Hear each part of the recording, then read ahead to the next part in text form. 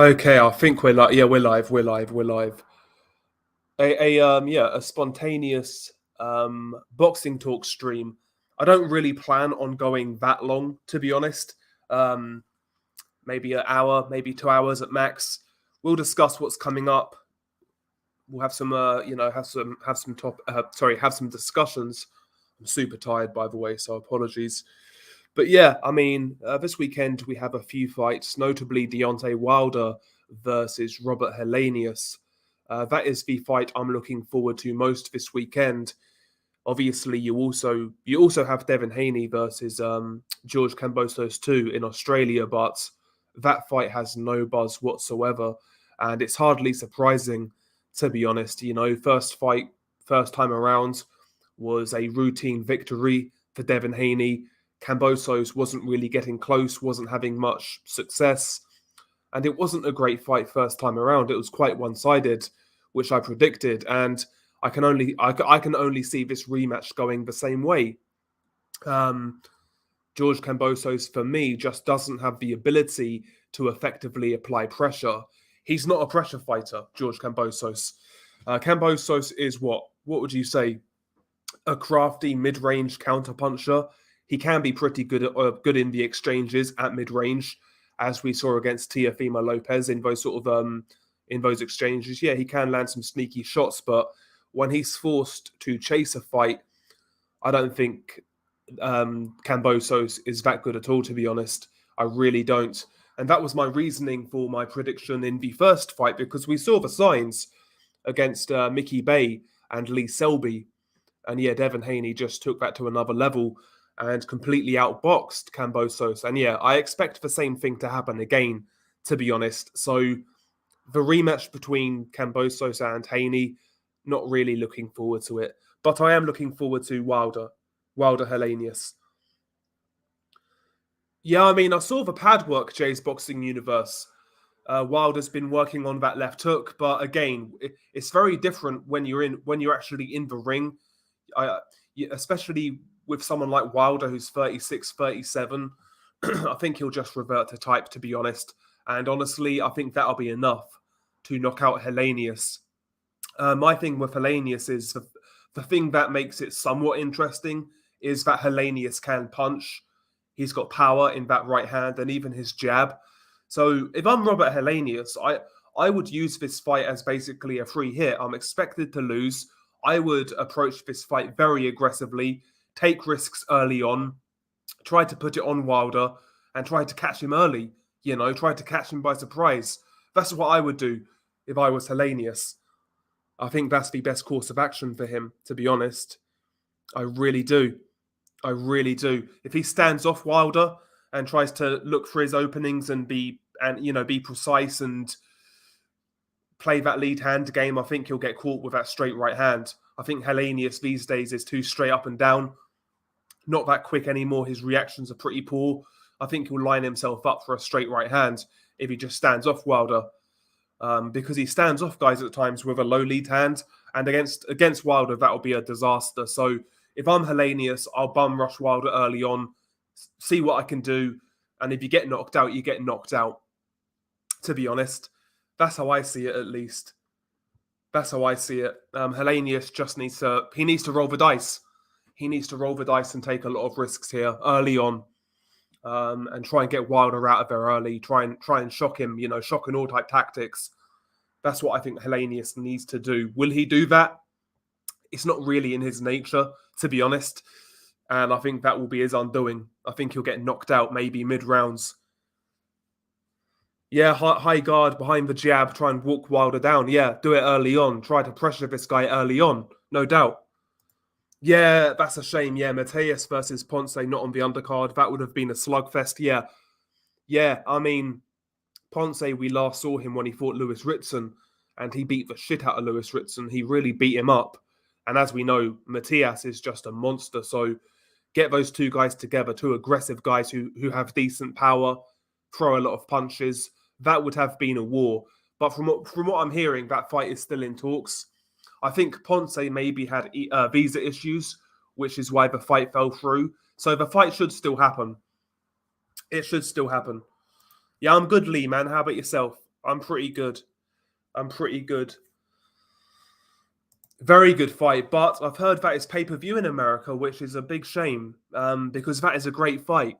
It's a really evenly matched fight. Both guys bring power to the equation. Zepeda is a very crafty counterpuncher, underrated counterpuncher, I would say, but he can mix it up. He can be very aggressive as well.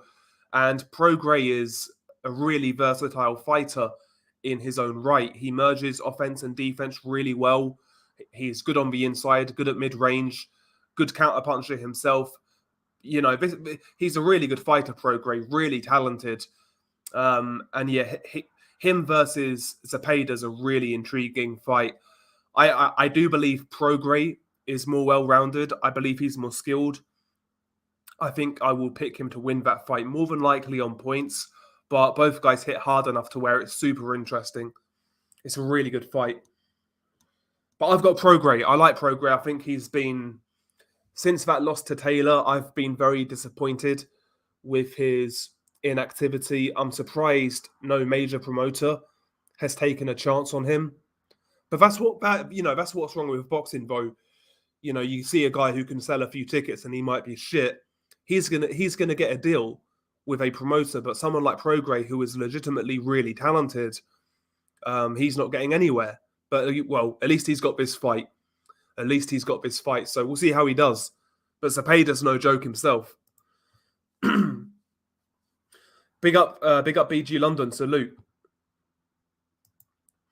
I've never seen anything like Lewis Ritson's power completely disappearing when he moved up from 135 to 140. Yeah, that is true. Yeah, his power at 140 is basically a non-factor. Yeah, both guys are super violent. Really good fight, that is. I think it should happen, Nathan. It should happen. That's actually a really good fight. If Jose Pedraza boxes, keeps it long with his 1-2, he will give Teofimo a lot of trouble. A lot of trouble. That's a good fight. But again, if Pedraza approaches that fight like he did against Tank, where he's giving away his advantages, he'll probably get knocked out. But if he boxes, he's going to give Teo all the trouble in the world. Mark my words. Big up to yourself, Nordic, man. Big up to yourself. I mean, it's an absolute farce, Reese. It's an absolute farce. Tyson Fury versus Derek Chisora for an absolute joke. What else can I say? You know, what else can I say? Why not fight Joe Joyce? Joe Joyce said he'd be ready. And if you want a tune-up, fair enough. Well, fight someone different. Maybe fight a Caballel. At least Caballel is unbeaten and brings some intrigue. But fucking Chisora? Jesus Christ.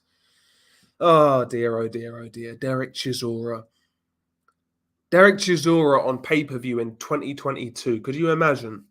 It's insane. If somebody said that to you after Chisora got beat by Fury the second time, you would have called him crazy. That 8 years later, Chisora would be headlining pay-per-views. It's insane, isn't it? Ah, nice one, B&K. Yeah, that was a bonus video on the other channel. Dimitri Bivol on points. I think Ramirez, though, will give Bivol a very hard fight. I think people are overlooking him.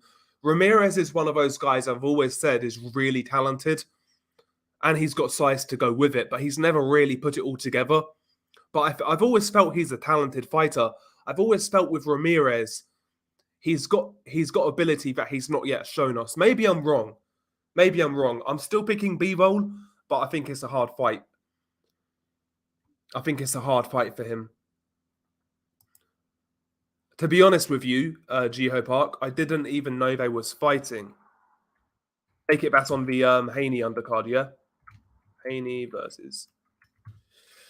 And yeah, I mean, until Nordic made his video about that fight, his prediction video, I forgot this Haney fight was even this weekend. I thought it was in November for some reason. Oh yeah, I'll give the Maloney brothers a watch if I get a chance. They're usually pretty good fun.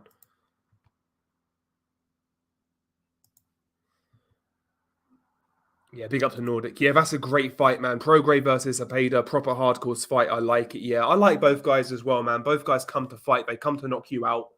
Um, really good fight, man. Really good fight. I've got Prograis. I think Prograis is more versatile, but Zepeda can crack, man, and he's very, very sneaky. Very sneaky. Nice one, Justin, man. Just got finished watching your newest video on Disturbed Reality, by far my favorite YouTube channel. Well, thank you, man. Yeah, exactly. Yeah, Lewis Ritson. Yeah, he was destroying smaller guys and at domestic level. But yeah, he did look powerful. That's a good point, actually. Yeah, Arthur Abraham, when he went to 168, you're right. Yeah, because at 160 he was icing people, man. He was icing people. Really sickening power, fudding power. Big up, G-Man. How are you doing, G-Man?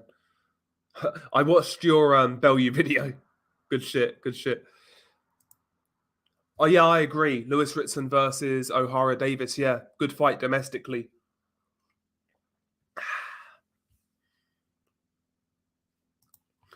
If Tio does end up fighting Pedraza, I wouldn't mind seeing Barboza against Comey. Yeah, that's a good fight. That's a good fight. I would take Barboza, to be honest, on points, but it's a good fight. Yeah, I think he'll get fucked up, Lee, as well. Yeah, 5 or 6 rounds. Not going to lie, watching Chisora lose is a guilty pleasure of mine, but this fight's a joke. Chisora is very lucky to keep getting these shots, yeah. I mean, Chisora, if he wants to stick around, we know the level of fights that he should be in. You know, we're talking about guys like Adam Kaunaki, you know, other faded guys, Chris Ariola, those sort of guys.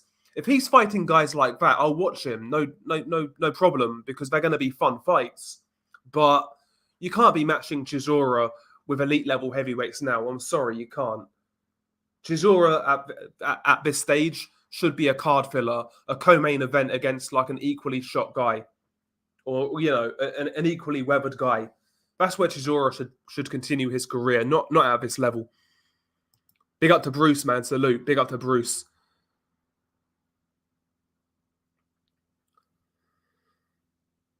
Yeah, Chisora's a tune-up, but it's not even a good tune-up. Like, we've seen this fight 2 times.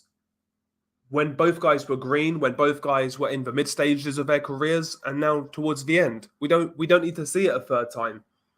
Second fight kind of made sense, but the third fight, no. If Fury wants to stay active against a lesser guy, fight someone different. Fight someone different but somewhat credible. Maybe Caballel, you know? Someone like that. If he wants to stay active, cool. Just fight Caballel. Not Manuel Char, not Derek Chisora. Yeah, if Chisora fell into the River Clyde, he'd come out with a salmon. Yeah, I saw that, yeah. Yeah, he's been spotted in a couple of fights, but yeah. I think that Marius Vac these days he's basically just a punching bag. He'll take you rounds, Adair, but he doesn't really offer much resistance anymore, unfortunately. 258 went quiet and wouldn't return George v. Taxman Warren's calls for AJ. But as soon as it's Delboy that answering the calls on the first ring, well, there you go. That's interesting as well. I've seen Brock Jarvis once on one of those DAZN undercards, and he fought some like unknown Mexican, I believe, and he got busted up in that fight, but ended up winning. He stopped the guy in a war. Face first guy, basically a domestic level fighter. If he was over here, domestic level fighter. Never seen Liam Parrow fight before. But that's probably going to be a fun fight though.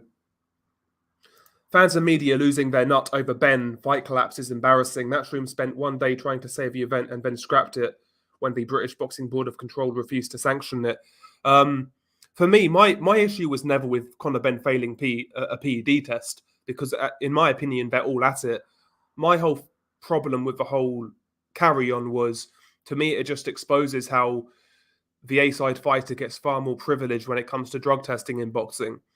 And it leads to events to where drug testing can be weaponized, where the A-side fighter can use these agencies as just almost like another protection racket, I guess I would say. You know, we saw it with Mayweather and Pacquiao. That's a great example, in my opinion. Pacquiao couldn't get a TUE for his shoulder injury before the fight, which he requested, couldn't get it. Mayweather caught breaking WADA protocols. That's a fact. He was caught breaking WADA protocols. It came out after the fight. And retrospectively, he all of a sudden gets a TUE for using an IV. But bear in mind, this is a guy who, according to his fans and himself, was always on weight. He never cut weight. He was a small welterweight. That was the narrative. So how the fuck is a guy like Floyd using an IV because he's drained? Makes no sense. How's he dehydrated if he's not cutting weight? We all know what the deal was there. But certain guys can use, and even if they get caught, they get a slap on the wrist. Whereas certain other guys, if they get caught, they get fucking God knows how long bans. They get vilified by the boxing media. What's good for one is not good for the other. That's my problem. I didn't care that Conor Benn tested positive, but it just exposed what a sham drug testing is in boxing. As I said, just let all these guys juice. At least then they know what they're signing up for. Informed consent, level playing field, simplest way. Don't even state that you can juice. Just don't test these guys. Don't test them. That's how I see it. Don't test them. Just let these guys get on with it. Just let these guys get on with it. And I never even made my opinion clear on whether that fight should have gone ahead. At the end of the day, whether Eubank was clean or not himself, he said, I will take this fight. That's informed consent. As far as I'm concerned, the fight should have gone ahead. But I understand, because of the public pressure, it couldn't go ahead. I understand that. And also, it's fun watching Eddie Hearn squirm because the guy's a hypocrite. The guy's a hypocrite and his mouth now is coming back to bite him. The guy's becoming a bit of a liability. I mean, I'm sure those guys in the DAZN head office right now are not too pleased. They must have done their bollocks on that Conor Benn Eubank fight in terms of promotion. We shall see how it all pans out. Good fight. I've got Charlo, though. I think Tim Tszyu will have success, Joel, but I think he'll get knocked out. I think Charlo is too explosive, too powerful. Yeah, I mean, I didn't even know Nordic that it was this weekend. I thought it was in November. Yeah, I think Prograis UD is a good shout. Yeah, Carlos Adames looked very good, man. He destroyed Montiel, who Charlo went the distance with. So, Carlos Adames he's put himself in the mix at 160. He looks interesting, looks powerful. Yeah, man, I wouldn't mind seeing him fight Charlo. That's a good fight. Now, I'm not watching Shields and Marshall. I'll watch Deontay Wilder. That's the main fight of the weekend, in my opinion. Wilder Helenius. That's the one I'm looking forward to. Yeah, Barboza Comey is a good fight. I'd like Comey to win, but I think Barboza's just too active in his punch output.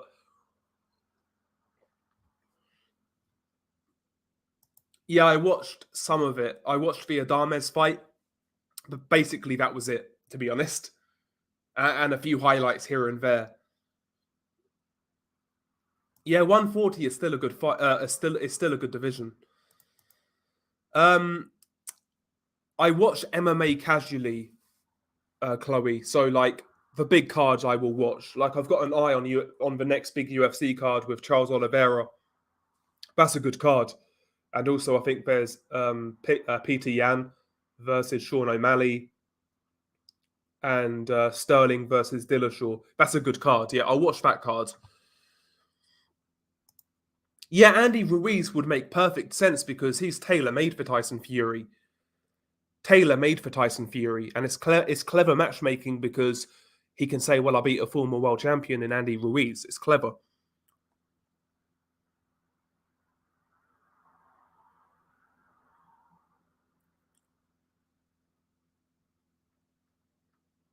Yeah, the board refused Lucas Brown, and it looks like they're gonna try and get Kevin Lorena over, who is a South African.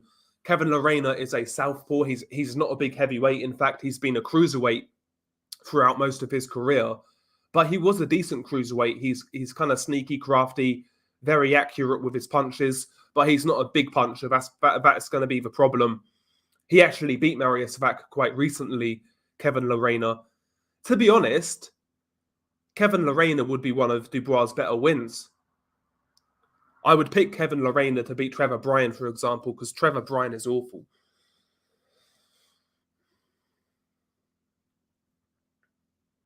Yeah, I agree. If he just wants to tune up before Usyk, there's others like Ruiz, Bakole, Hrgovic. Yeah, Hrgovic. Bakole would be a really good one because Bakole coming off a good win over Yoka, and he's not going to be expensive. You know, that would make sense. Yeah, I don't rate either guy, to be honest with you, but I think Carty would win. That's what I'm saying, man. Let all of these guys juice. That's how I see it. I don't listen to what the LDBC say, to be honest with you. Couldn't care less. I'm not sure who they rate, who they don't rate right now. But couldn't care less. That's a good step up for Stephen Shaw. Yeah, Stephen Shaw versus Charles Martin. Yeah, that's a good step up. Stephen Shaw looks like a big puncher. But again, his level of competition's been pretty low. His best win is Joey DeWaco, who he got rid of. See, I think they should re-explore the Stephen Shaw versus... what's that fat guy's name? Forgot the guy's name. Is it Franklin? I forget the guy's name. He's a US heavyweight, unbeaten.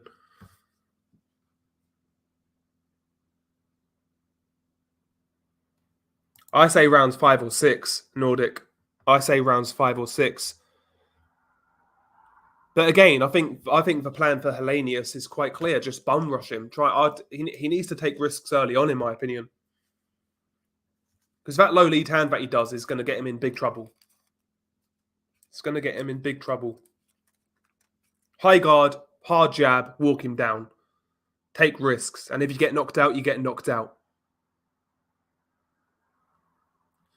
Yeah, Jazza's a good domestic guy. Good domestic fighter. Bro, nothing would make me laugh more if Caleb Plant got knocked out. I cannot stand Caleb Plant. The guy's a fucking clown. I'd love him. I would love him to get knocked out, but I think Anthony Durrell is just too shot. You know, he's past it now, Durrell. So yeah, I'd say Plant on points, unfortunately. I can't stand Caleb Plant. There's actually very few fighters I dislike personally, just as people. But every time I see that guy on interviews, he just rubs me up the wrong way, man. Something about that guy. Don't like him at all. But yeah, Plant UD. Plant UD. I agree. Trevor Bryan versus Gigachar, a fight that never happens. I want to see Gigachar versus Lucas Brown. That's what I want to see. Gigachar versus Lucas Brown.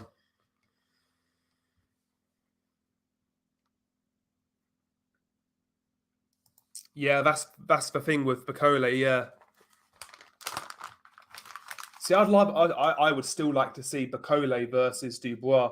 I think that would be a great fight. I think that would be a great fight because when you look at Dubois, yeah, Frank has done a good job in one sense rebuilding him, getting him a WBA regular title. Yeah, that's cool, but the level of opposition has been so weak, man. It's been so weak. That's not going to improve him. He needs some harder fights, and I think Bakole would be a really good fight for Dubois right now. If I could make one fight for Dubois, it would be Bakole. I think that is the perfect fight for him right now. To be honest.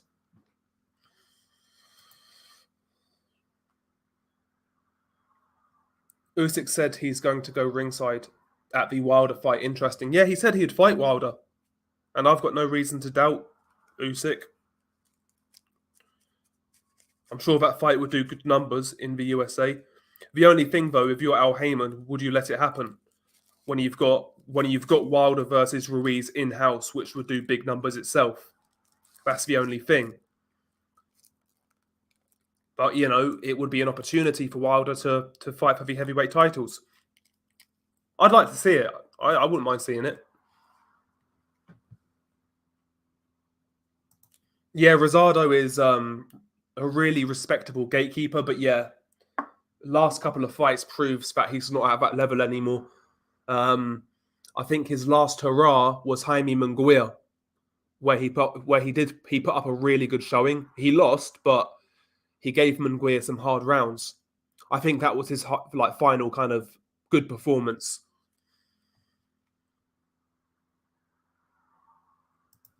I'll answer it like this: I could watch Floyd in many of his fights. Andre Ward, I just couldn't. I never liked watching Andre Ward fight. Because at least when you look at both guys are retired now, at least there's fights from Floyd's early career that are very watchable. And even like I can watch Canelo get schooled, which is good. Mayweather versus Cotto, cool. Maidana 1, cool. You know, there's fights I can actually watch from Mayweather, but Ward, not so much. So I'll say Ward.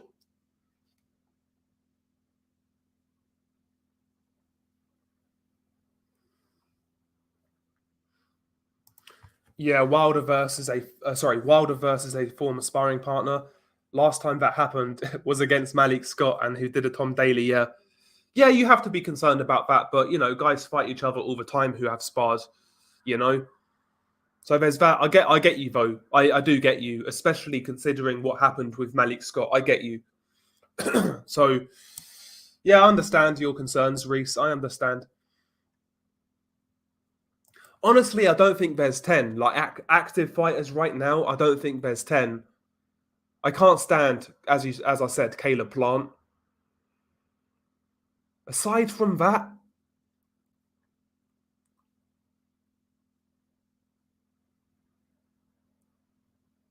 like even Canelo, as much as I complain about Canelo and the damage he does to boxing, like seeing him get interviewed doesn't really irritate me. It's even when Caleb Plant talks, just something about that guy really rubs me up the wrong way. But who else?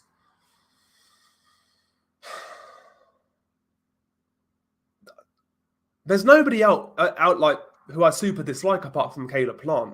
There's fighters I don't really enjoy watching that much, but that's a different list. That'll be a different list. Yeah, exactly. Yeah, Bacole, that would be a great test for Dubois. That's a good question. If I was Anderson's promoter, Jared Anderson, who would you put him in there with next?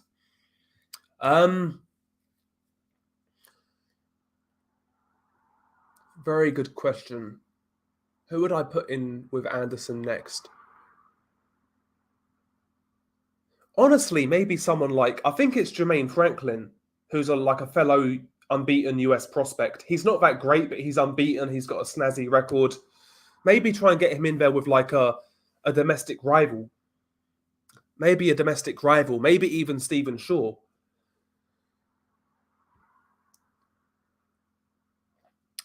Either like a domestic rival on the come up, or a real tough guy like, yeah, maybe Marius Vac. I know he's like way past it, but he can still take a punch.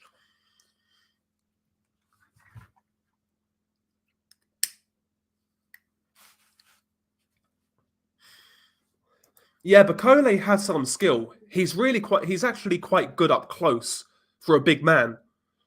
It's just his cardio and his conditioning I don't like. Carries too much weight, in my opinion.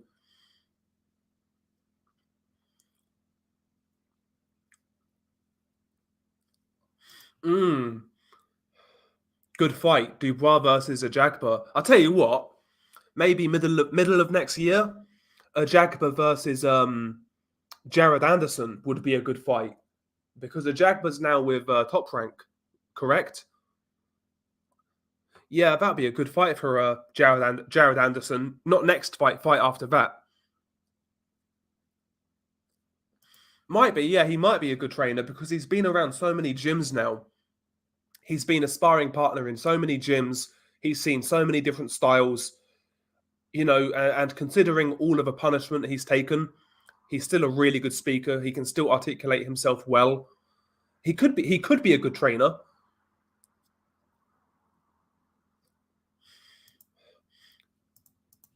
Do you think Joe Joyce will use his momentum or just fade away for another year? Well, I hope he does. I hope he fights soon, Bruce, because Joyce, after the Dubois fight, he was basically in hibernation for a while and never made the most of it. That momentum he got. Hopefully, the same mistake isn't repeated twice. Even if he can't get a big fight, just stay active. Stay active. Fight a Kaunaki. Sorry, yeah, like a Kaunaki or a Caballel, a Wallin, those sort of guys. Yeah, Chad Dawson was never the same after that fight because Chad Dawson was a weird one. He was always vulnerable at light heavyweight, but he was a very good long range boxer in his prime. When he got in his rhythm, he was a very good boxer. He could always be roughed up, Chad Dawson, as we saw in the fight with what's his name, Pascal. But yeah, Chad Dawson could really box, and after that Ward fight, he was never the same. I think he got knocked out after that fight by Stevenson in a round. And he basically fell off a cliff, yeah. He basically fell off a cliff after that Ward fight. Again, that can take a lot out of you, draining yourself that much and getting knocked out, getting concussed.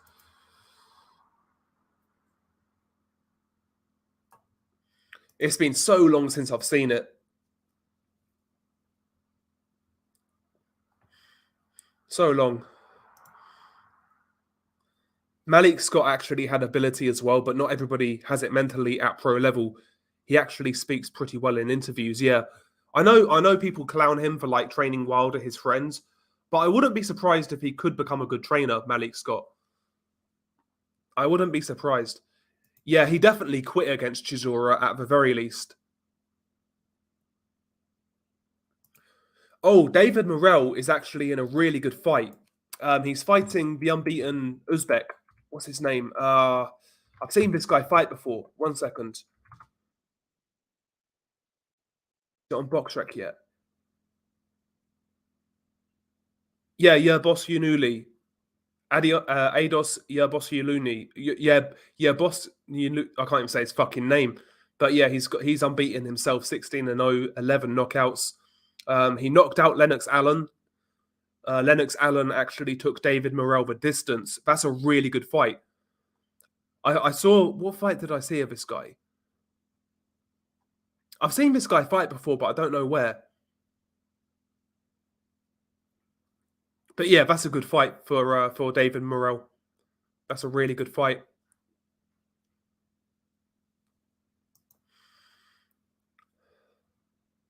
Oh yeah, he barely connected. Yeah, I think Dillian wants a tune-up. That's what I would imagine.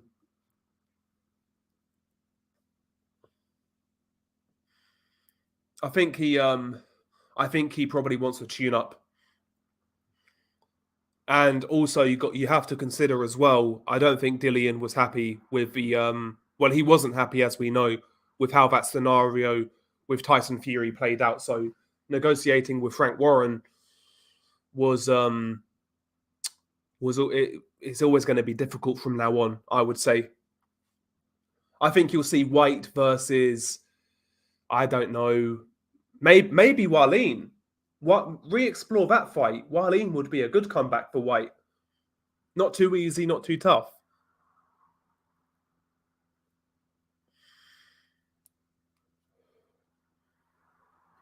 Yeah, and at least Wack won't quit. Like Hammer now is basically a quitter. He's got a good chin still, Hammer, but yeah, he'll basically lay down. Whereas Wack will still take a beating. I would say if I was managing Anderson, I'd say Wack next for a few rounds, just to get a few rounds in. After that, maybe a Stephen Shaw or Jermaine Franklin, and then middle of next year, FA Ajagba, and see where he's at then.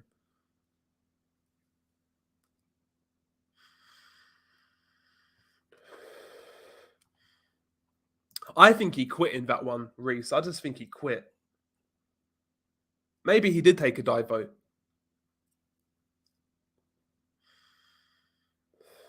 Takam's a good shout, because Takam recently took Makhmudov the distance. That's a good shout. Yeah, Takam would be much better than Vac or Hammer at this point in time. Yeah, he did. He caught Joyce a couple of times with the overhand right. Fingers crossed it happens. But Devin's fighting this weekend. Loma's fighting. What is it? November. Loma's fighting. So yeah, that works out quite well.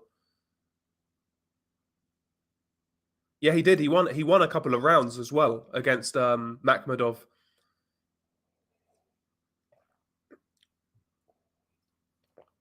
Do you know one thing about Jared Anderson I don't trust? I don't trust heavyweights with small heads. I know that sounds weird, but I just got a feeling that when he gets caught flush, he's going to feel it. He's going to feel it. He needs to get on the older HGH, Jared Anderson. Because he's not a big heavyweight, really. He's got a lot of natural ability. But yeah, he needs to work on those defensive flaws, no doubt about it, and those feet as well. He kind of drags his feet sometimes, a little bit like Broner. I know he's a heavyweight, so it's a bit different, but yeah, he needs to sort his feet out a little bit more, improve defensively. There's no rush with Anderson. I don't get why they're trying to rush him, or why there's so much hype on him. Let the kid develop for a couple more years. I say, let him develop.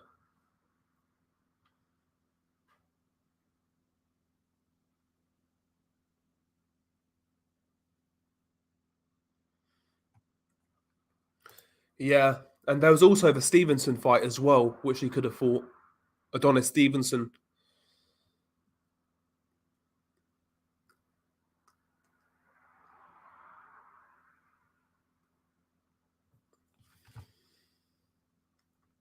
Yeah, Jermaine Ortiz he's all right. He's fringe world level at best. He's a comeback fight. He's a comeback fight. He's okay though. He's okay. I expect Lomachenko to do a job on him, to be honest. What's up, Nick? How you doing? Yeah, I get you, man. I get you. But it is what it is. Nice one, Nick. Always good to see people coming over. It's always good to see.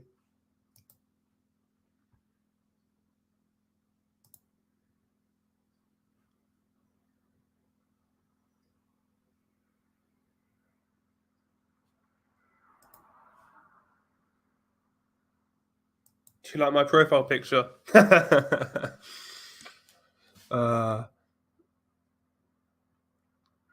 Yeah, Morel, I like Morel as well, but he's in there with a decent prospect. That's a good fight, though. Both guys are young, up and comers.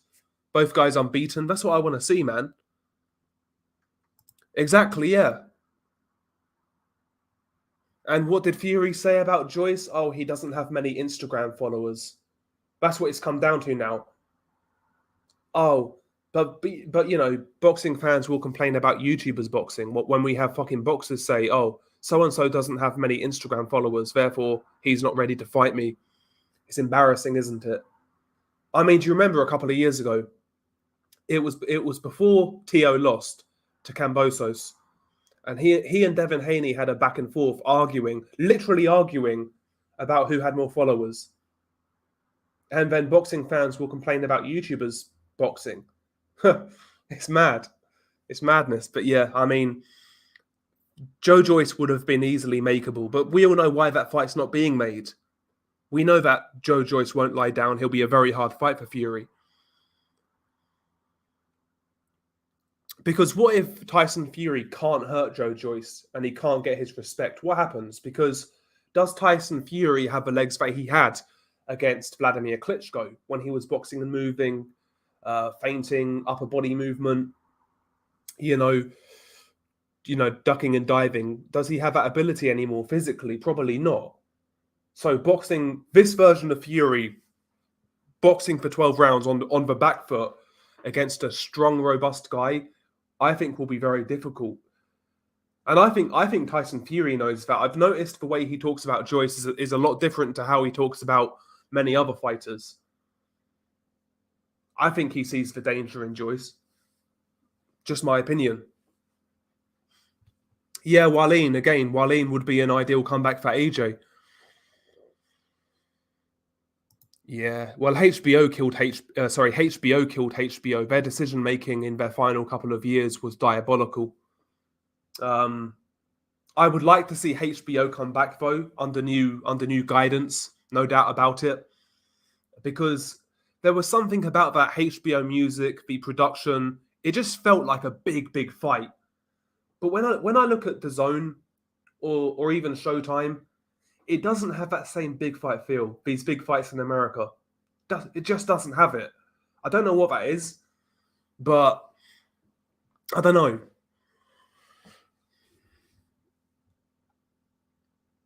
And I used to quite like Showtime's like production and their commentary, but now Malinagi's gone. It's kind of dead. Showtime. Okay, so Dillian White to fight on the 26th of November. Areola, Wallin, Franklin, McKean possibilities. I would say Wallin is the best of the bunch. Nah, it's not going to happen. It's not going to happen, counterpunch. The exact same thing will happen again. He'll get completely outboxed. Devin's too...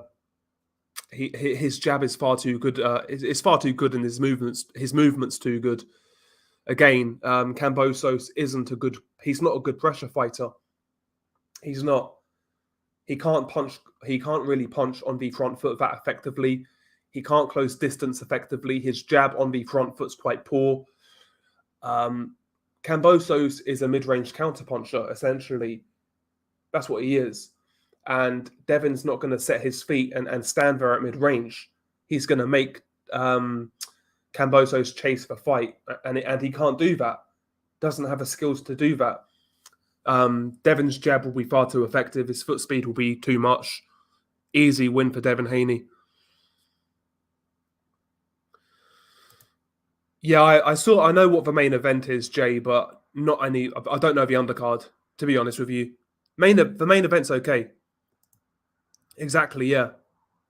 Exactly, Nordic. They basically killed themselves. Yeah, he does. He does, man. Yeah, White versus Kubrat Pulev, yeah. I mean, I wouldn't mind seeing it as a comeback fight.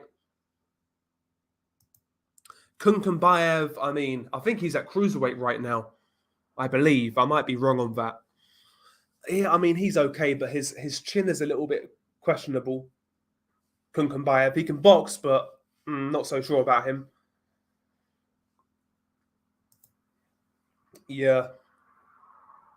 We all know, though, those fights were never happening.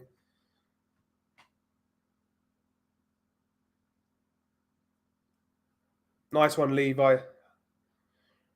How you doing, man? Shit.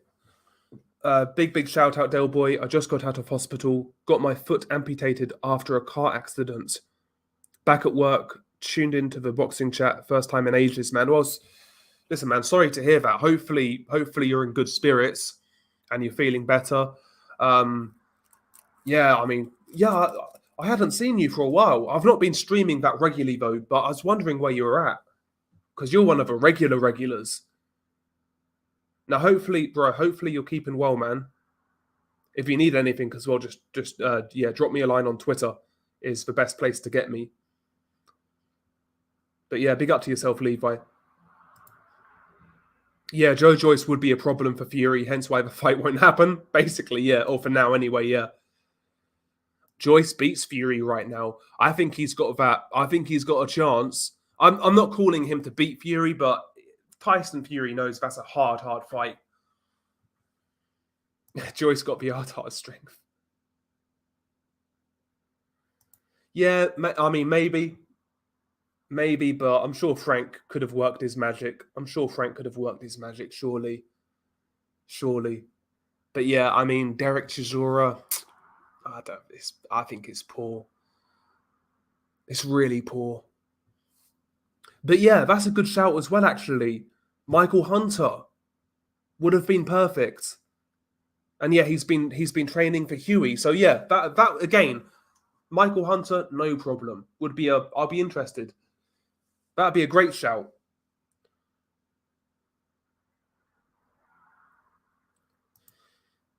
Yeah, I'd rather see Zhilei Zhang versus Joshua.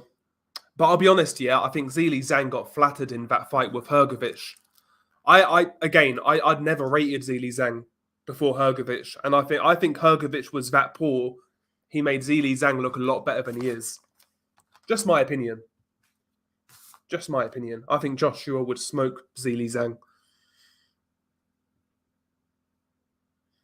I mean, it's boxing, BG London, so it's probably going to happen. And let's say Fury becomes undisputed and he wins all the titles. Who do you think Crank is putting in with Fury first? Dubois or Joyce? Probably Dubois. And no, actually, maybe Joyce because Joyce is older,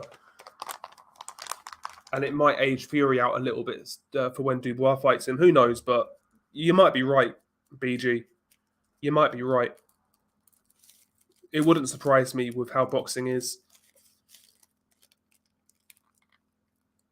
Really wouldn't surprise me.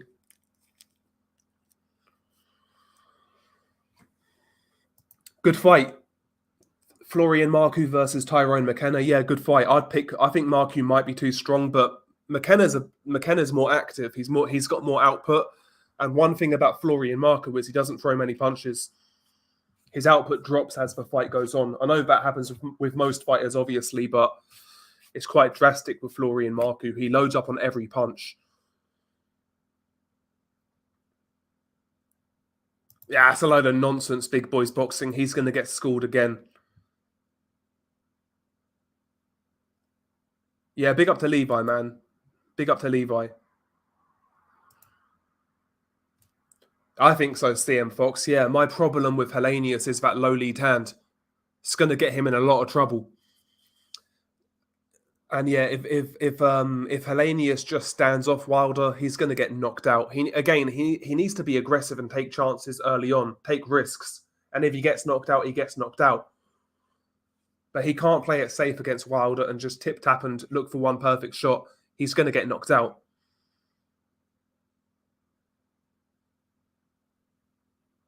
Yeah, Apelu, I saw him fight Justice Huni a while ago. Yeah, I've seen him fight before. That's a good fight. I don't really rate Hemi, to be honest, but that's a good fight.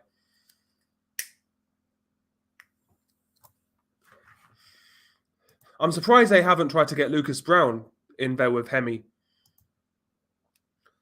Yeah, couldn't have less interest in Haney Camboso's rematch. Haney is just levels above. Another dominant but boring points win for him, I agree. Totally agree.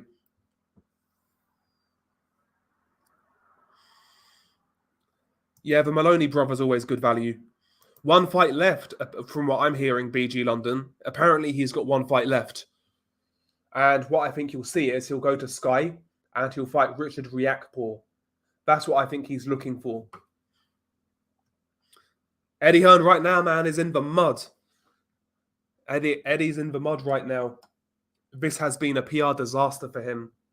It's been a PR disaster. Eddie's taken L's before, like when Joshua got creamed and things like that.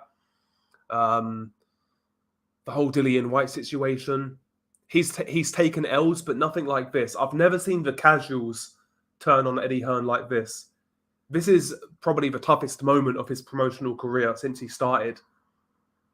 I really believe that. And let's be real, this whole DAZN UK thing hasn't exactly gone all that well.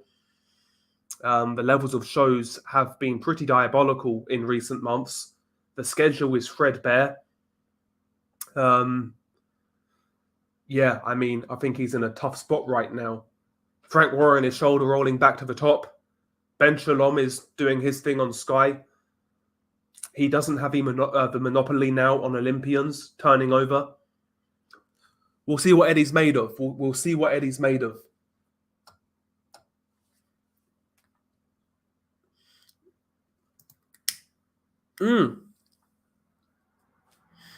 True. Oh yeah, Hunter no doubt would be a better opponent than Derek Chisora, especially if Hunter's in shape. Like the Hunter in the same form as when he fought Usyk or Bakole. That's a good opponent. That's a good opponent.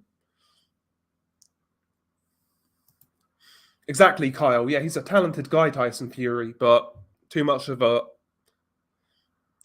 bullshitter. Yeah, I felt Zhang won that fight. Mm-hmm. Yeah, exactly. Maybe if he had 13 losses like Chisora, he'd get the fight.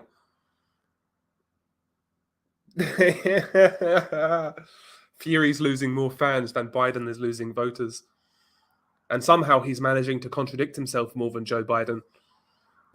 Which is, I mean, Joe Biden's senile, so that's some achievement. Oh yeah, I think Joshua would smoke Zhang. I don't think Zhang's that good. I think Hergovich made him look good.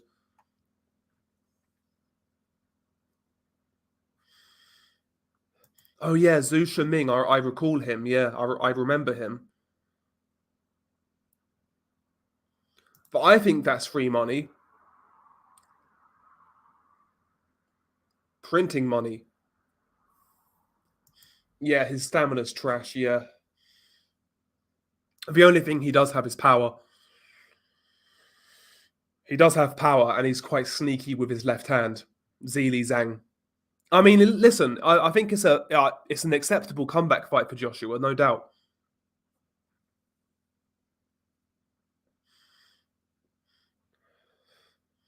Yeah, Camboso's mind games didn't work. Maybe they will next time. The only thing I want to see in this fight different is from Haney's perspective. I think he can take liberties with Cambosos. I want to see him try go through the gears and actually put it on Cambosos. Not stand there like an idiot, but now and again, hold the ground and try to go through the gears. I think he's got the ability to do it against Cambosos. And even if Cambosos catches him, I don't think it's going to do much damage.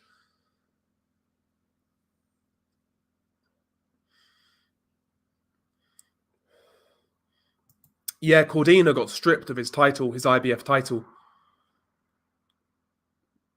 A lot of people are making a big deal of it, but he basically, to fight Ogawa, he had to sign a contract that said he had to defend against Rakhimov by a certain date, and the date passed. It's unfortunate that he got injured, but he signed the contract at the end of the day. That's the thing, when you get guys to step aside and you agree certain things and it can't be fulfilled, then, the IBF are super strict. It is what it is. That's the risk you take when you sign that sort of contract. I know it's unfortunate, but he'll get his shot when he comes back.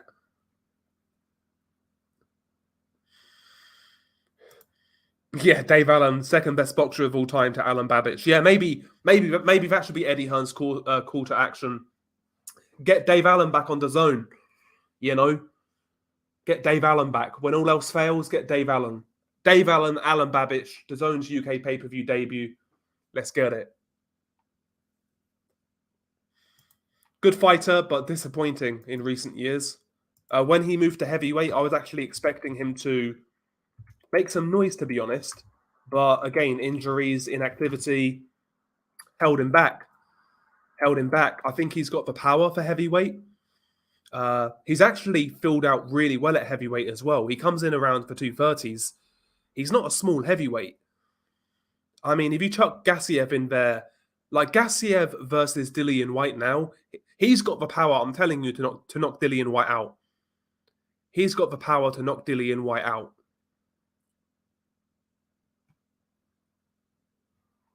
I think he can make some noise, but is he going to get the fights? That's the question.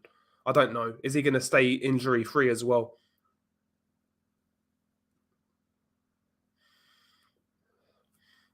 But yeah, I mean, Gassiev, the positive is he's only 28 years old. So he's got time, but we'll see. I mean, the last opponent he fought was an absolute fucking shambles. I mean, that guy was like 21-0. How that guy beat 21 people? Insane. But yeah, I mean, I hope Gassiev can stay active and get big fights, but I think he'll probably fade away and maybe one day retire. I think that's what'll happen. That's what's going to happen there.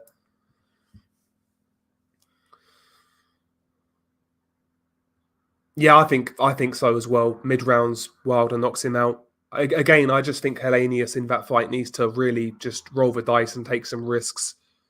Just approach it high guard, try and walk Wilder down, take risks early on, and go for an early stoppage. And if he gets knocked out in the process, fair enough.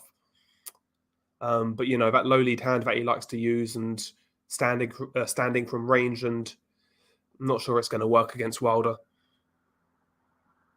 Yeah, that would be a good fighter there. Yeah, versus Gassiev versus Demarizen. Yeah. Nice boxing talk while I slaughter snakes.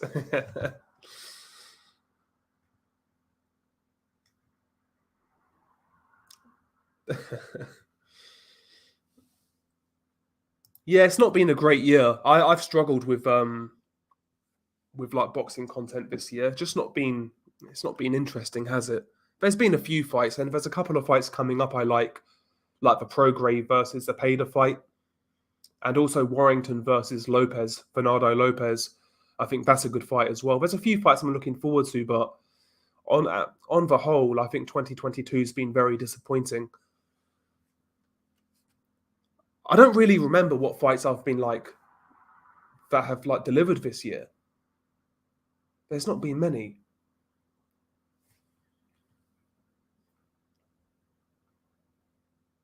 Oh yeah, he can take Peds, Tyson Fury. Yeah, no doubt. He's allowed right now. He's in for good graces. He's okay.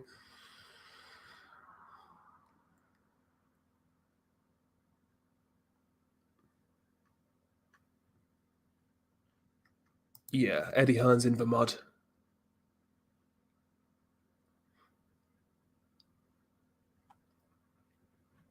Eddie Chambers.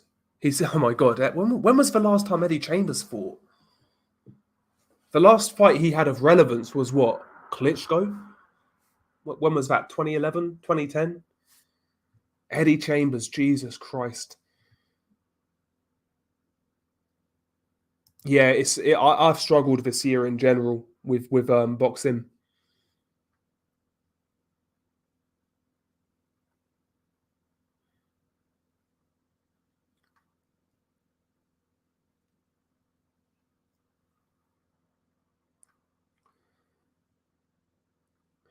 No, I agree. Albanian boxer Tank Davis, yeah, overrated. I agree. I mean, where that guy's career is going right now, who knows? I mean, he's facing fucking hit and run charges, so we'll see where that goes. But yeah, I mean, Tank Davis, I lost faith in that guy a long time ago. A long time ago. I mean, he's got worse since he beat Pedraza. He looked so much more dynamic back then, where he'd actually initiate attacks. He was more expressive with his offense. But now he's one punch at a time, pouring jab, one punch at a time, and his power bails him out against low-level competition. He's got the Broner syndrome, in my opinion. He's got that Broner syndrome. Terrible footwork, man. That back leg, man, he somehow drags his back leg across the canvas. Like, he's not improved at all. He's there for the taking, Tank Davis. We saw that against Rolly Romero, a guy who can't box worth a shit. He couldn't box eggs, Rolly Romero, and he was winning rounds against Tank. Rolly Romero, who started boxing at 17 years old, and he's 25 now? 10 amateur fights, whatever it was. Come on, man.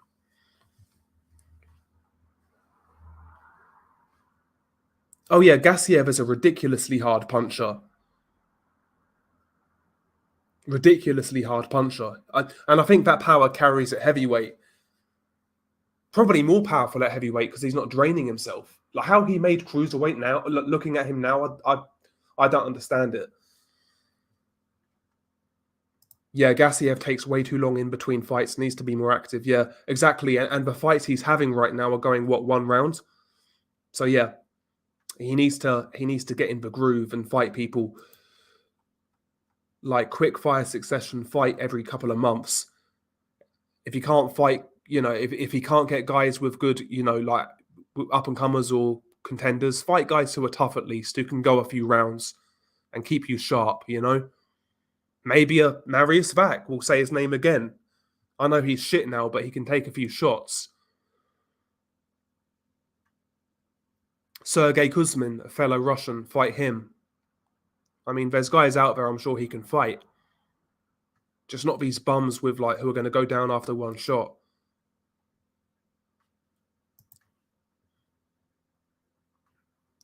I saw that, Phil, yeah.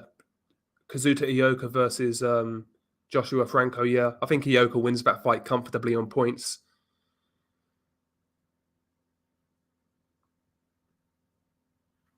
Yeah, Gassiev's last fight was comical, yeah. I think right now, with how the world is going, he'll need to really probably base himself in the States, get himself some a US promoter.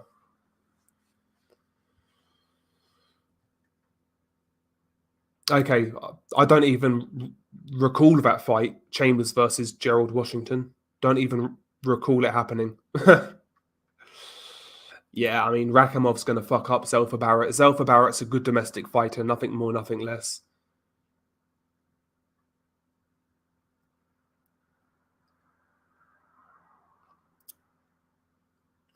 I've heard of him, yeah. He's a big lanky Armenian, yeah. I've heard of that guy. Gergen Hovhanessian. Yeah, I've heard of him. I think he signed with PBC, but he's a big lump, yeah. That's a bit of a step up for that Gergen guy because he's only, what, 4-0, 5-0, if I recall. Yeah, Eddie Chambers was very awkward and hard to hit. But yeah, you're right. He was a small heavyweight. Very, very small heavyweight. You had him as a friend on Xbox Live.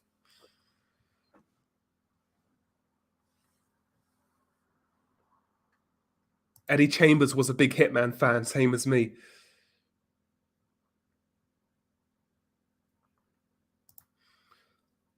I think Zerdo's going to give Bivol a hard fight. I think he'll give him a hard fight. You know, he's a big guy, man. He's a big, lanky southpaw.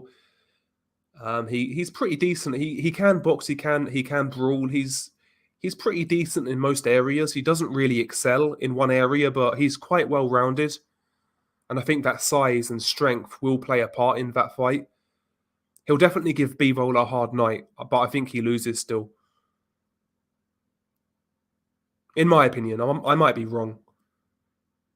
But I've always felt that Ramirez has kind of underperformed considering what I believe he can do. Yeah. I mean, knowing Chisora, he'll probably get knocked out by Fury and still continue. I mean, that guy in 10 years' time is going to be the poster child for CTE, Derek Chisora. He's getting passed around like a blunt at a fucking party right now. Yeah, he'll get smoked.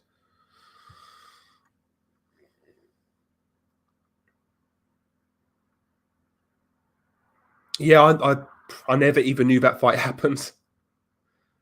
Yeah. Yeah, Tank was making Rolly look like Usyk with those feints. Yeah, exactly, man. When I saw that, man, I kind of lost any bit of hope I had left in Tank. I kind of lost it after that fight. I kind of lost it after that fight, to be honest. I mean, I was really disappointed in Tank. But yeah, I've wrote him off now, Tank Davis. He can punch, so he's going to have chances in fights. But yeah, he's another one for the scrap heap, in my opinion.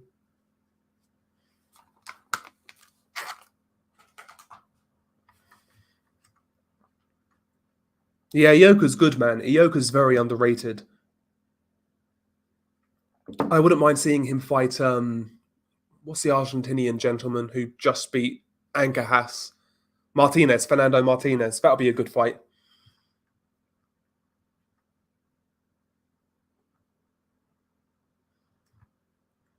Nordic says Nordic's got it a 50-50 fight between Bivol and Ramirez.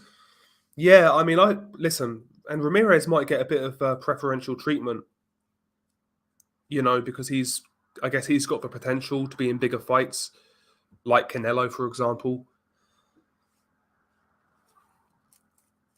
But I think Bivol will win, but I think it's going to be a tough night's work.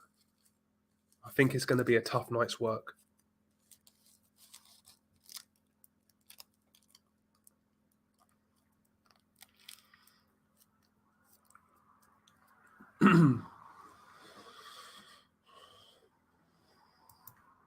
It wouldn't shock me. It wouldn't shock me, Nordic. But I'll say a competitive UD, a competitive UD for Bivol, 8-4 type of fight, maybe 7-5. Yeah, I mean, it makes sense, though, for a new age. Just clean out the division. But having said that, though, I mean, yes, it's an undisputed fight against Butler, but the way Casemiro got dragged at bantamweight is just fucking... It's a joke, man. I mean, he got stripped of his title because he was caught using a sauna in the UK against Paul Butler. Because apparently, you know, that's against the British Boxing Board of Control's rules. And if you get caught, you can't fight. He was caught using a sauna on a couple of days before the weigh-in. So he gets stripped because of that. It's insane. And they fucked with him when he was supposed to fight in Dubai as well, when he got sick. It's just that whole scenario was weird to me. Plus the Daenerys situation as well, when he got basically like with the whole VADA scenario, when he was going to fight Daenerys, he agreed to it. He agreed to, obviously, to the clean boxing program with the WBC. The only thing he had to agree to, by the way, but Daenerys didn't want to fight him because, what's his face, Casemiro wouldn't sign up for the extra testing that Daenerys likes to use. And that fight got canned because of that. I mean, again, like, how can you have one fighter dictating what type of drug testing is implemented? But, you know, Daenerys was the hero in that scenario, and Casemiro's a drug cheat. He's ducking. Get out of here, man. Casemiro, basically, he's been fucked the last sort of 12, 18 months. He's been fucked. So, yeah, Butler versus Inoue is technically undisputed, but it's not really. Because Casemiro's still there. Like, I feel for Casemiro, but there you go. That's boxing.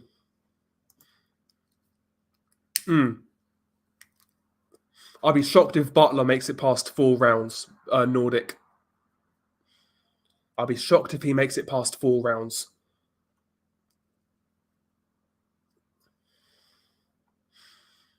Yeah, Bivol needs another conclusive win, probably, yeah.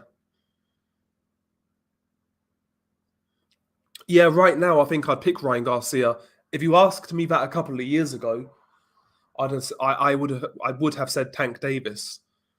But now I'd probably go with Ryan Garcia. He's got all the tools to win that fight.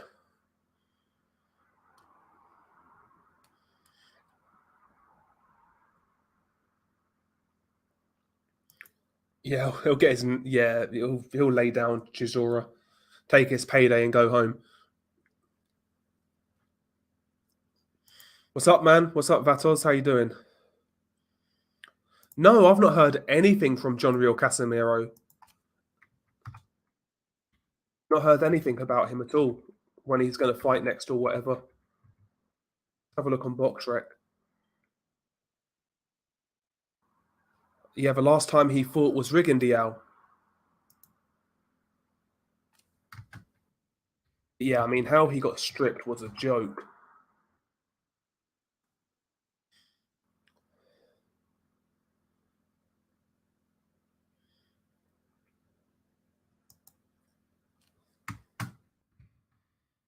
He used a sauna in the UK before the fight. So you're allowed... You can't use saunas in the UK to make weight, according to the British Boxing Board of Control, but it's perfectly fine to implement strict catch weights, rehydration clauses in fights. That's perfectly fine. It's a joke, isn't it?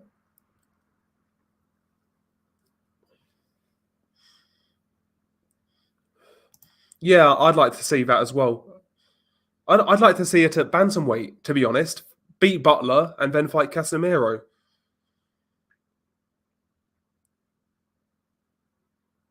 Give Casemiro a chance to win his title, and the rest of them as well.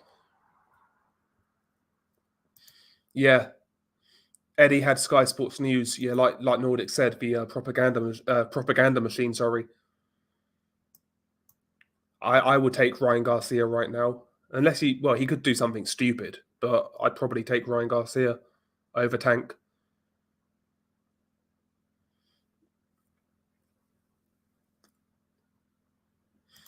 Yeah, that was the first time. So I think he was supposed to fight Butler in Dubai or the Arab Emirates, one of the two. And first time around, I think, he said he got ill. Basically, food poisoning. And when the rematch was scheduled, it was supposed to be in the UK, and he got caught using a sauna before the fight, which is against a medical procedure or against the rules, for safety reasons, and he gets stripped. You're telling me no fighters used? I mean, how did the British Boxing Board of Control get notified? I'm sure there was a rat in the offings there, because they knew if he got stripped, Butler would become the champion. And how did Butler even get that shot in the first place? I'd like to ask.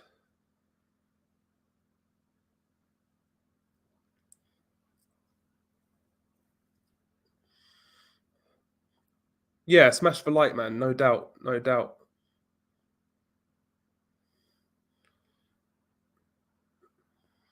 Yep. Just because he used a sauna.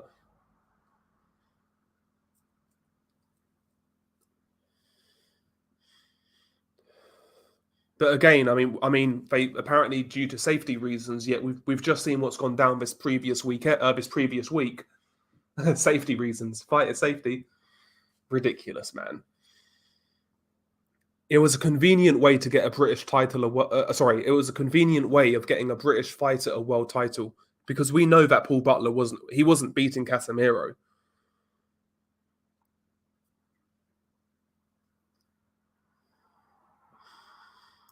I don't think it happens. I don't think it happens, bro.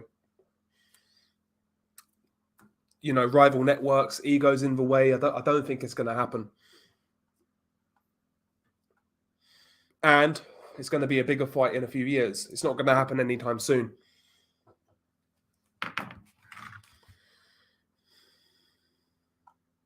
Hope and prayer, Zion.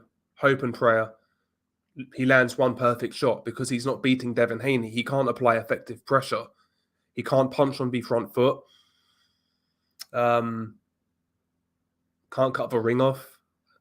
He's a mid-range counterpuncher. That's how I would describe him. And he doesn't really have the power. So he's just going to get outboxed again.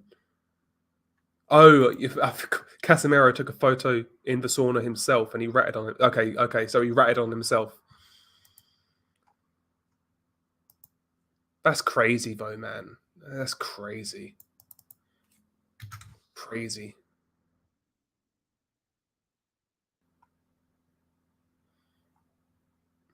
Absolutely insane.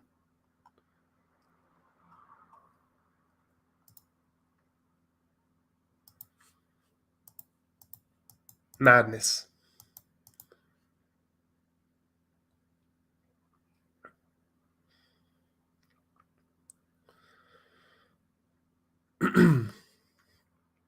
Yeah, I mean, he's a fringe world level guy kind of thing in reality.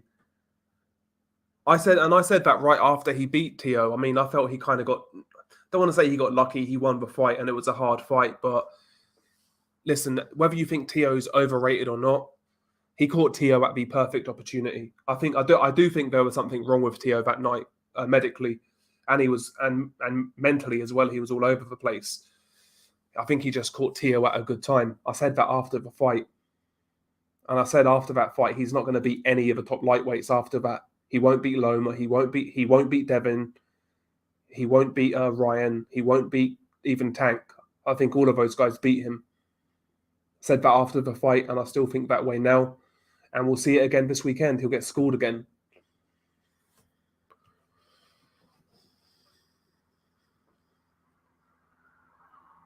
in my opinion.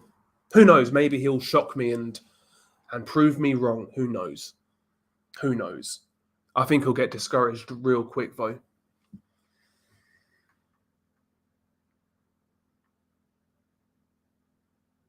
Exactly, yeah. It was like a merry-go-round. Yeah, you're right. I agree.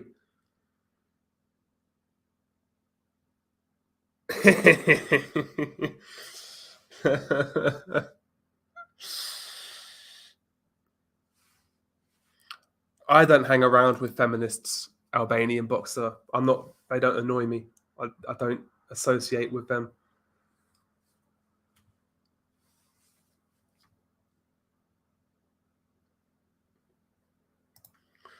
Yeah, I know there was a lot of people, but I was saying at the time, well, put your money where your mouth is. Put bets on Kambosos because the odds were fucking terrible. Like, let me make some money. But there you go. Conor Benn might be a victim of muff diving. Maybe, potentially, yeah. That'd be a good way of taking PEDs, you know. Plausible deniability, and you get some fun in the meantime as well.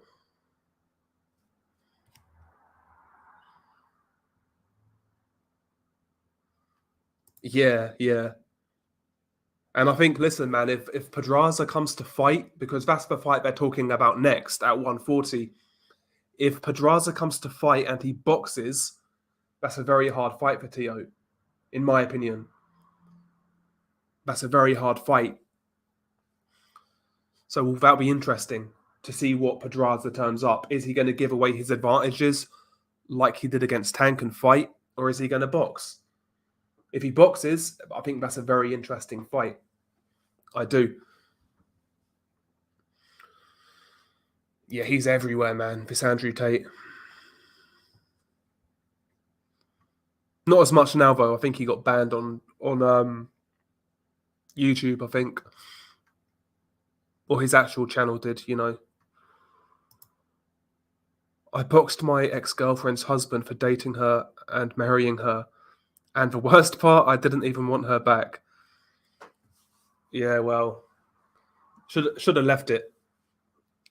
Not. You mean you boxed him as in boxed him, or boxed him in the streets? It's not worth a prison sentence over.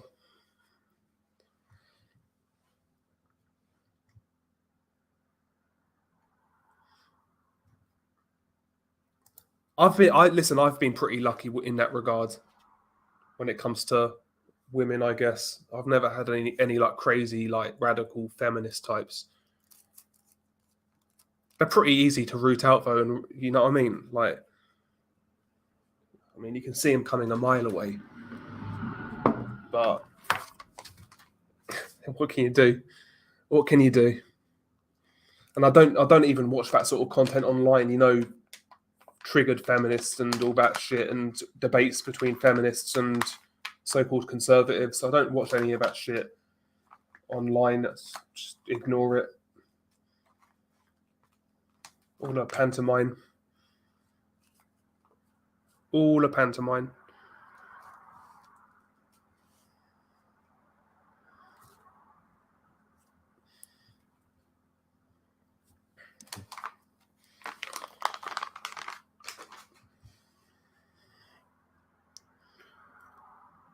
I mean, I think it's quite telling the fact that someone like Andrew Tate has become popular. I think it's quite telling, and it's a reflection of like what men have become in 2022. I mean, half of these guys can't even get up and talk to a girl and have a genuine conversation. That's crazy. That's why, listen, as much as I agree about the feminists being, you know, super crazy and this, that, and the other, I mean, a lot of men have to look at themselves as well. They'll say, oh well, I want traditional conservative values. You know, a man should work, the woman should stay at home and raise kids. Yeah, look at how these guys live their lives. Ain't got a job, smoke weed all day, don't do anything productive, blame everyone else for their failures. no fight whatsoever. Yeah, they want conservative, traditional like values, and they believe in masculinity and whatever that means. Yet they don't live that type of life themselves. It's insane. I think he's more than likely controlled opposition, Andrew Tate. Whether he knows it or not, who the fuck knows?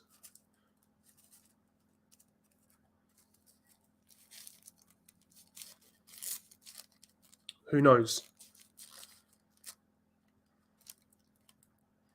Again, that guy though. He came up near me, in an area near me. Sorry.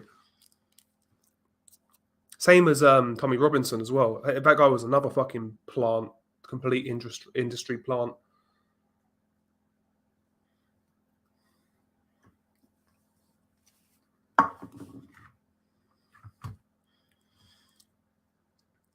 Absolutely, yeah. But again, it's one of those things, isn't it? I mean,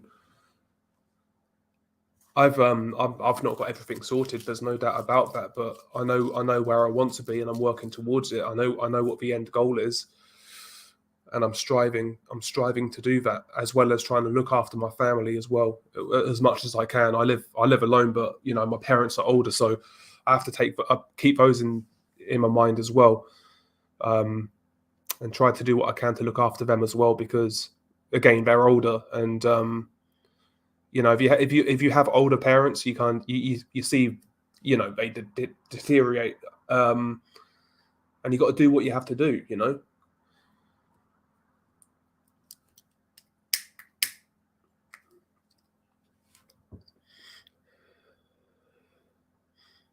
Exactly. Why would you set yourself up to talk to Piers Morgan? That's what I don't get either. Why would you set yourself up? You know what's going to happen. You know it's going to be, even if you're genuine, you know it's going to be a hit piece, or he's going to interrupt you and steer the conversation and make it like just completely unlistenable.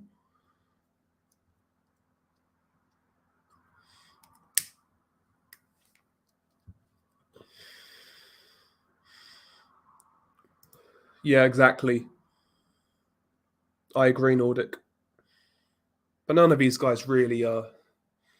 The majority, I doubt, are genuine anyway. No matter what side they're on.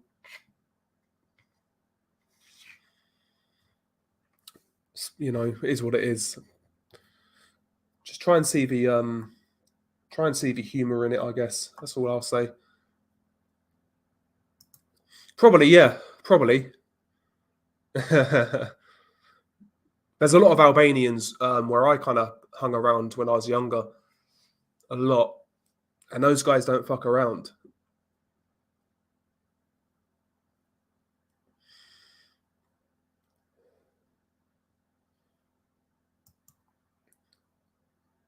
Yeah, that whole alpha thing annoys me as well. Like, I hate it when someone says, you know how they'll call themselves alpha? It's like, bruv, who are you trying to convince? So cringy, man. So cringy.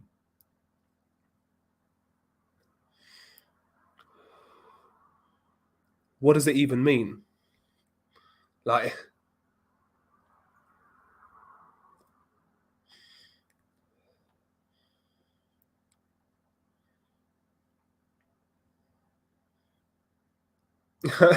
big voice boxing. Yeah, I saw that. But Beterbiev versus Yard. Yeah, January 28th. Yeah, should be in London.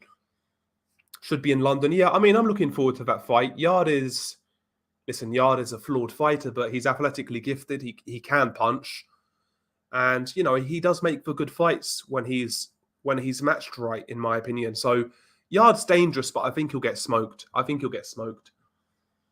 But I like the fight. I mean, it's good to see Beterbiev back. Yard's one of those guys where I felt if a better trainer got hold of him earlier on, I think he could have. Not saying he'd be a world champion or anything, but I think he'd be a lot further ahead, because the guy's got a lot of natural ability, and he started boxing late. I think he started at like 19, so he's done well for himself. But I always felt there was more there to Anthony Yard That's not really been developed. Maybe I'm wrong, but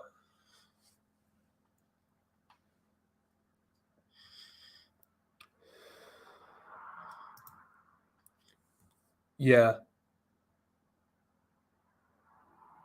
Yeah, exactly. Piers Morgan is an expert manipulator and provocateur. You cannot get a word in, a word in against him, yeah, and he's professionally trained to bring out the worst in you, mind control to some extent. Yeah, exactly. Yeah, it's a very good point. It's a very good point. You see his U-turn on COVID and vaccine mandates and things of that nature. How he's done that complete 180, like the complete U-turn now on his original point. You know, this guy was against council culture and he's against, this, that, and the other. But when COVID was in full swing, if you're not vaccinated, you should be basically ostracized from society. Um, you shouldn't be treated as a regular citizen, basically. But now he's U-turned on that, and blah blah. What this guy's a clown. He what's that guy's name? Hang on. Piers Morgan is definitely an asset. MI5. 1 second. What's his guy's name? One second. I need to find this.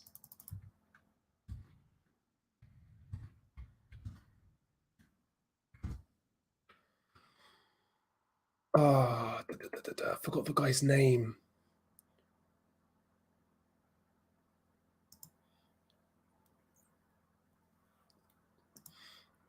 Because once you see this, you can't unsee it. What? I'm not going to be able to find this.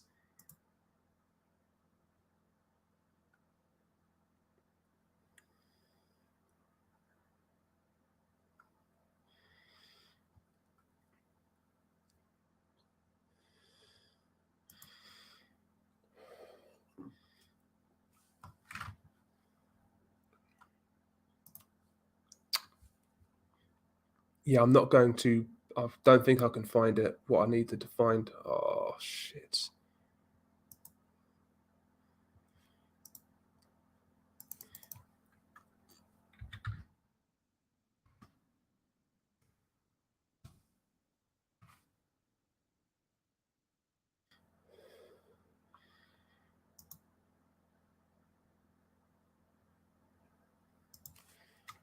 I'm not going to be able to find it.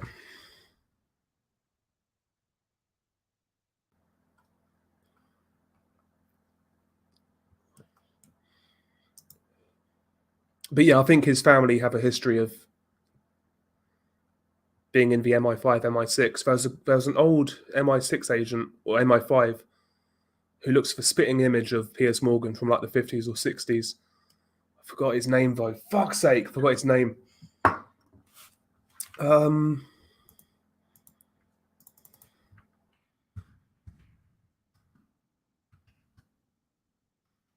not going to be able to find it.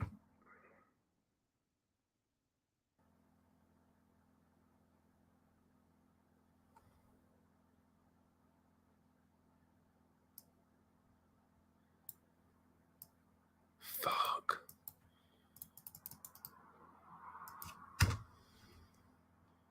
No, I can't find it. Doesn't matter. Ignore what I said. Yeah, Frank Sanchez, Martin Bacole, that would be a good fight. I think Frank outboxes him though. I mean, why not? Why not? He'll get a good payday. Yeah, that UFC card's good. Not this weekend coming, the weekend after, yeah. There's 2 title fights on that card, yeah.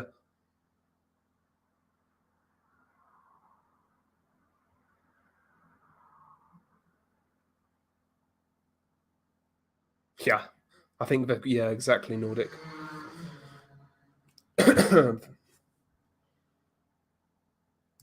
No, it wasn't that. Was it William Stevenson?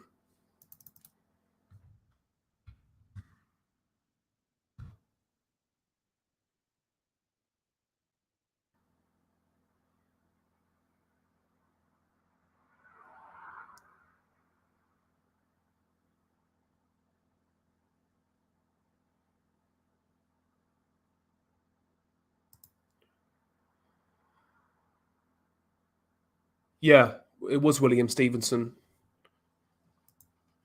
Let me show you this guy's picture.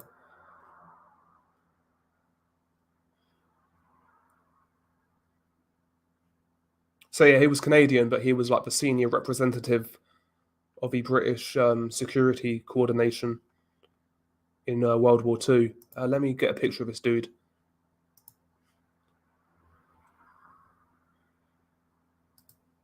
This dude, I swear to God, is like the spitting image of Piers Morgan.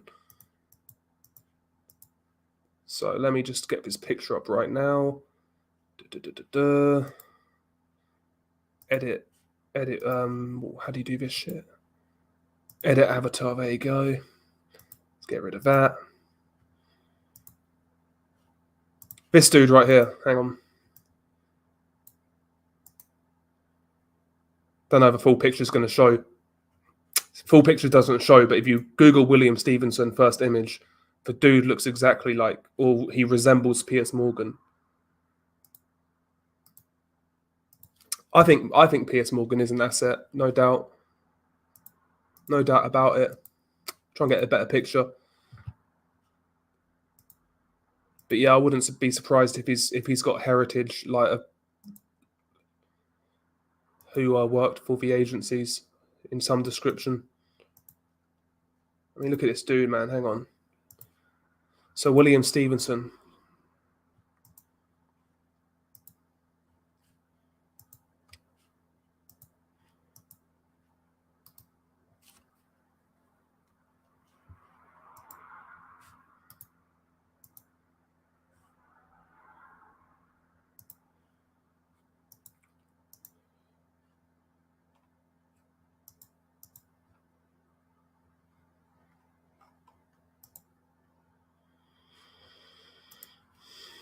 There you go.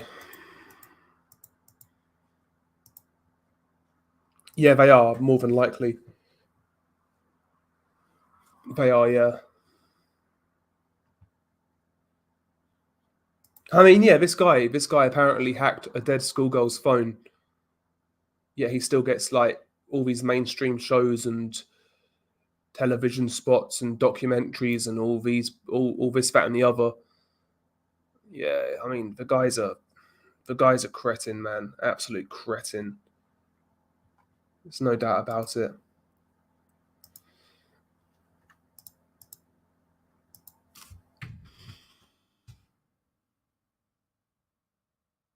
And he's been on TV for so long as well, like so long.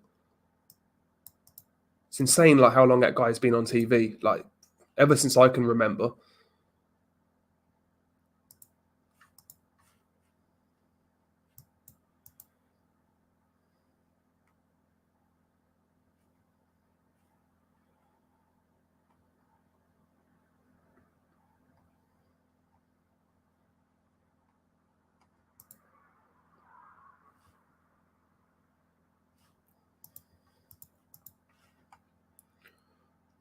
Yeah, propaganda asset. Yeah, no doubt. Ant and Dec are the court jesters. That's another thing. How have they stayed famous for so long? Ant and Dec. Like how? How? How have they stayed famous and stayed relevant for decades now? It's insane. Absolutely insane. It's madness, but there you go. There you go.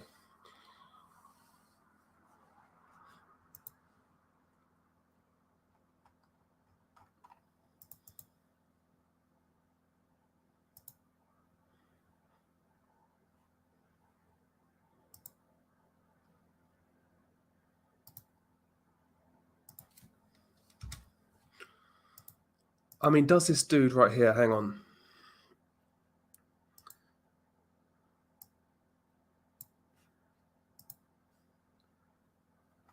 Oh, my PC's fucking up.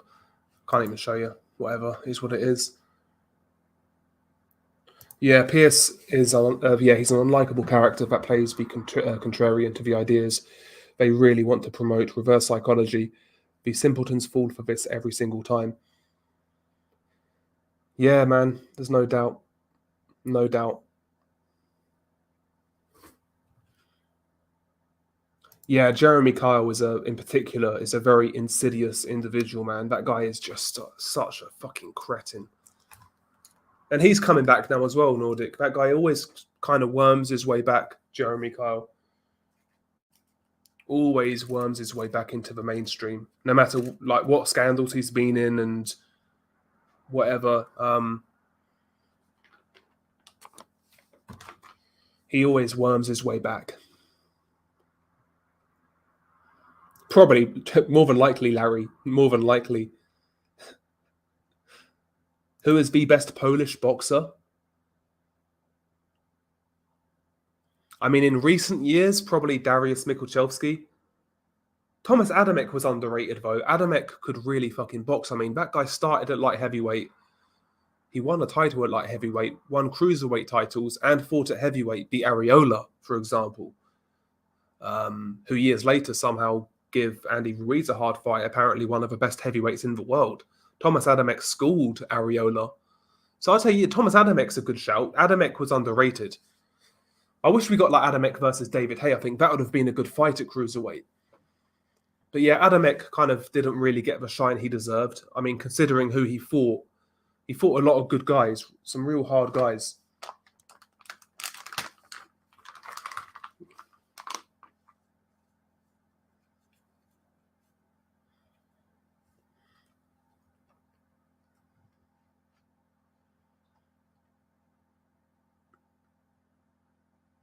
Karl Froch, best Polish boxer. Yeah, wasn't his dad Polish or his mum? One of the two.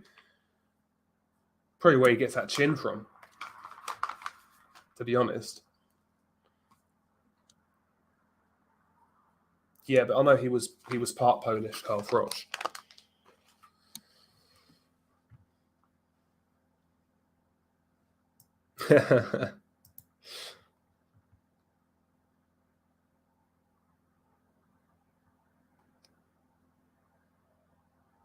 But yeah, Piers Morgan, man.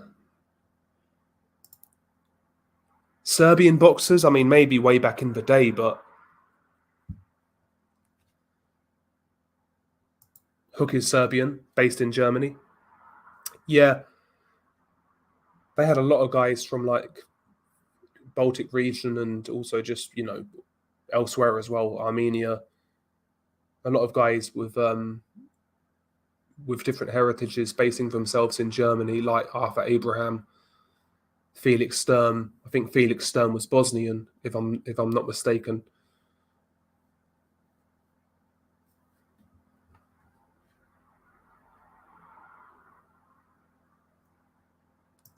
Yeah, Galotto was a talented fighter, but again, he was a head case.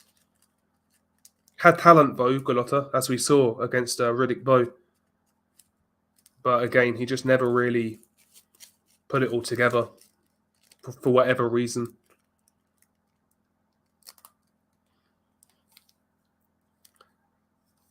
Nah, I've not watched it, Reese. Not watched it. And I probably won't. Okay, I don't even have Netflix. I've never had Netflix.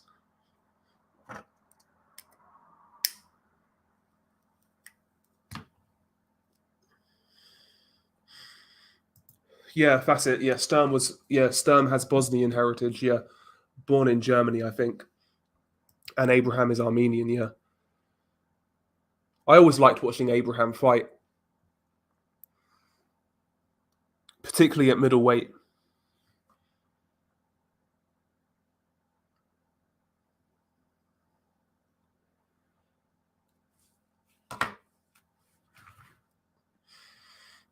But yeah, there's none of those guys coming through now in Germany.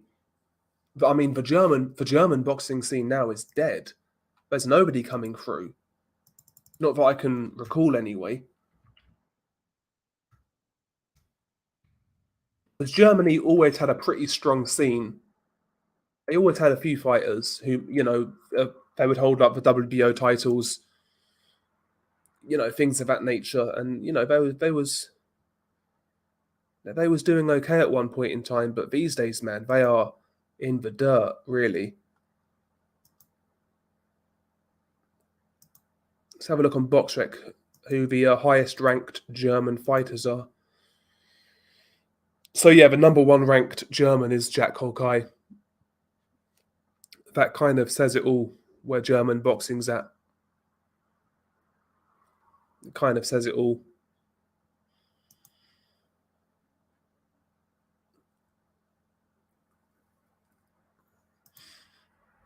Yeah, I mean, I agree, Valley. I agree. I mean, I don't even recall the last movie I watched. Probably the last Halloween movie, which was last year, I guess.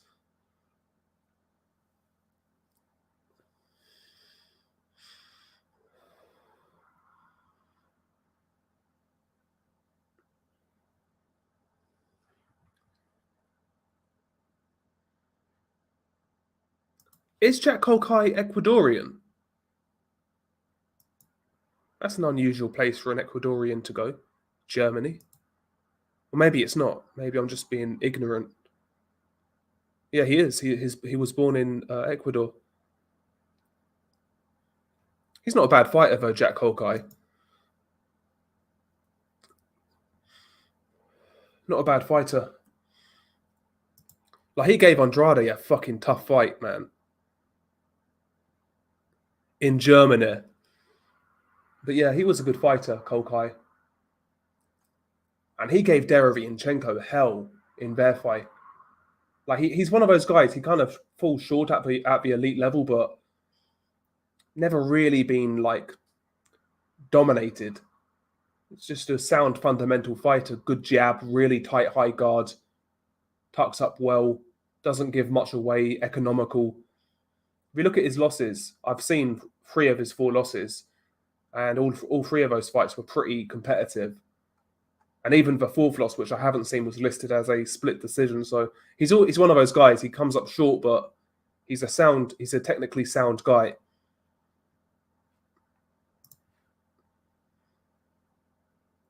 Kolkai it's either, I'd say it's probably is Kolkai. No, well, he beat Martirosyan, but I've not seen that fight in a long time. And I felt at the time that Martirosyan had an argument to win that fight. Maybe I'm wrong, because I've not seen that fight in about 10 years ago? It's a long time ago.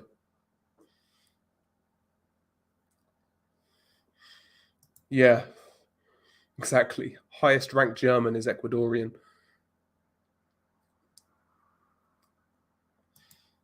There's not as many, though. There's not as many now, like Eastern Europeans kind of fighting out of Germany. That was usually their first stop, was like Germany.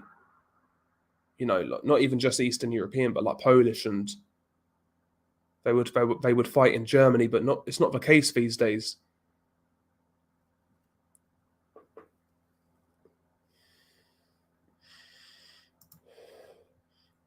Yes, Svenotke needs to make a comeback for the glory of the Germans. Yeah.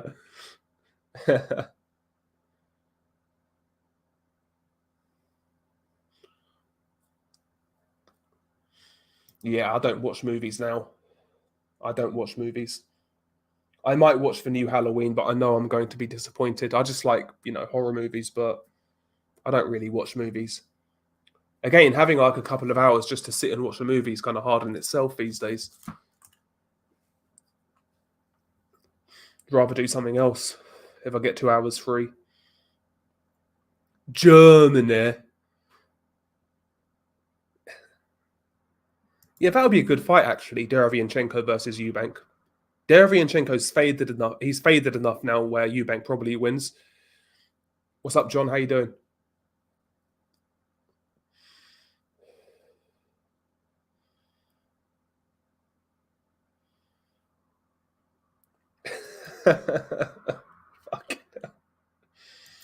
Yeah, Andrade's been underwhelming for a long time. When he first came on the scene, I felt he looked quite talented. When he was, I know there was bums, but when he beat like Brian Rose, and who else did he beat? And he looked good against it. I think it was Willie Nelson, because Willie Nelson beat. I think he beat Tony Harrison, and then Andrade smoked him. That's when Andrade last looked good, and that was what 6 years ago, 5-6 years ago.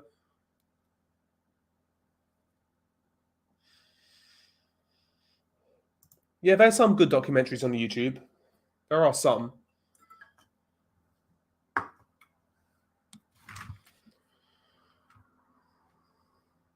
Probably not, bro. Probably not. They'll bring him back. They'll wheel him back out, you know. Like Michael Myers is like the Derek Chisora of the horror movie world. Just keep wheeling him out. Keep wheeling him out.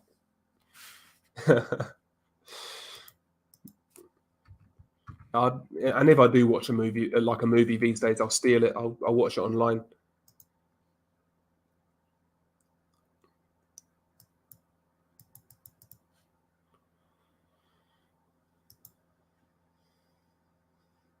I say Russell Jr.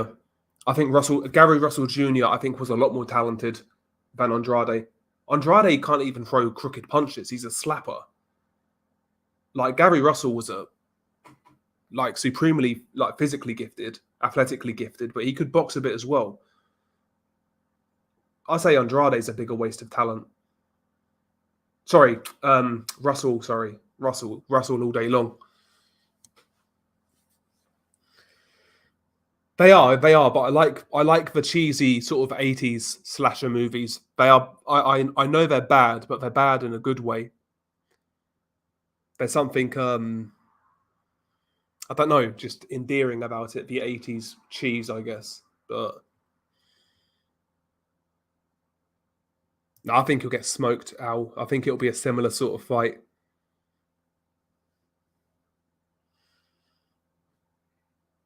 Now they've got to sell him as a contender again, Nordic, though. Now they'll try and, they'll sell him as a contender again.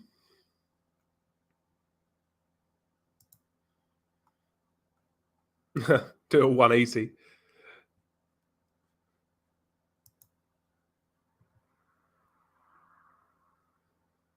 Yeah. Yeah, Russell was a great talent. Loma ruined him and his love for boxing. Yeah, and I never felt he was all that dedicated anyway. He was just content fighting once a year, picking up $1 million here, $1 million there. Yeah, I mean, it is what it is. But he could have had a really good career, Gary Russell. When he was in his prime, I felt he was one of the most talented fighters in the USA. I would have picked him to beat a Leo Santa Cruz at the time, those sort of guys. I think he would have beat those sort of guys personally, but there you go. What can you do? I'm going to physically shoot David Hay. Yeah. He glassed me 12, 13 times, I'd say. Yeah, 12. Yeah, I thought it was about that. Yeah. 12 times, yeah. I mean, come on, man.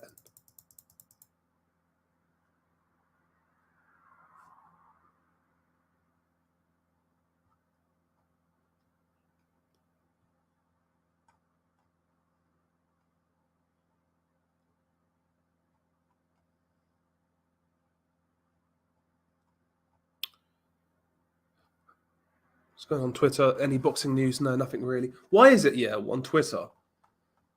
I really just follow boxing, and all sorts of random shit gets recommended, man. Fucking hell. Jesus Christ. Speak of the devil, Piers Morgan, and he shall appear on my timeline.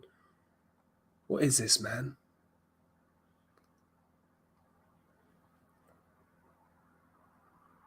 Jesus Christ.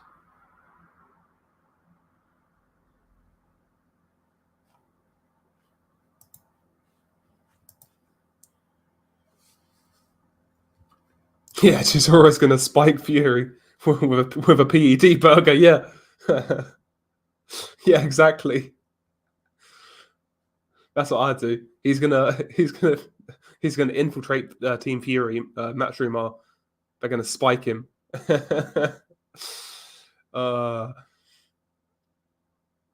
Yeah, probably back in the day, Nordic.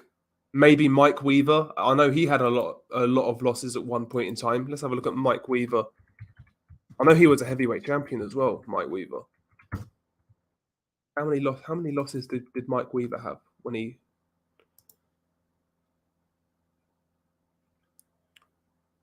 So he fought for the WBC and won it with 11 losses. A similar record to Chisora, 28 wins, 11 losses, 1 defeat. There's probably somebody out there with more than 12 losses who have fought for a heavyweight title. There's probably someone out there. It looks that way, Tony. It looks that way. But yeah, I mean, it's decent. It's a decent fight. I'll watch it at least. Big up to John, man. Salute, John. How you doing?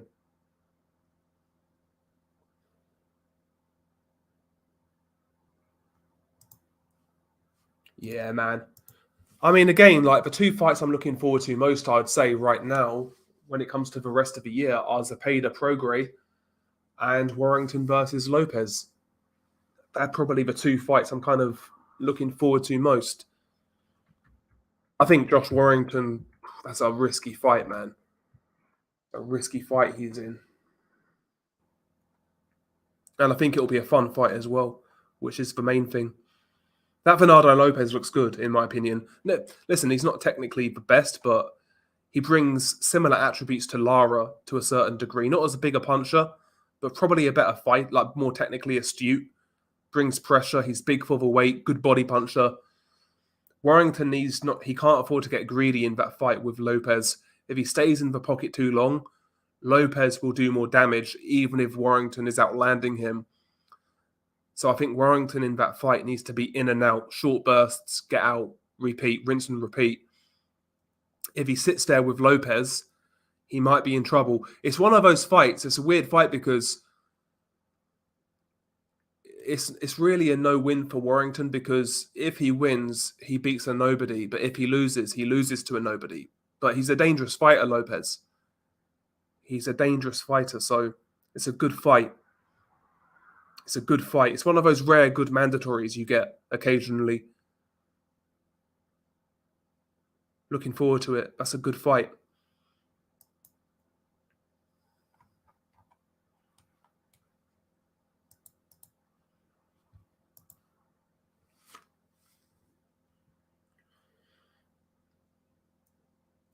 Yeah, Glenn Johnson, yeah, he got title shots well into his career. Yeah, when he had like 12, 15 losses, yeah. Glenn Johnson, though, his record didn't really tell the full story. He was a good fighter, Glenn Johnson. Again, one of those guys did the basics well. Nice high guard, real tight and compact. Good jab. Applied decent pressure, decent power. Yeah, Glenn Johnson was a good fighter. I mean, he arguably beat Chad Dawson in their first fight. Had that great year, I think, 2004 when he beat. Who did he beat? He beat Roy Jones, Antonio Tarver, and somebody else in 1 year. Was it Clinton Woods? It might have been Clinton Woods. I think he got Fighter of the Year, Glenn Johnson, in 2004. I might be wrong.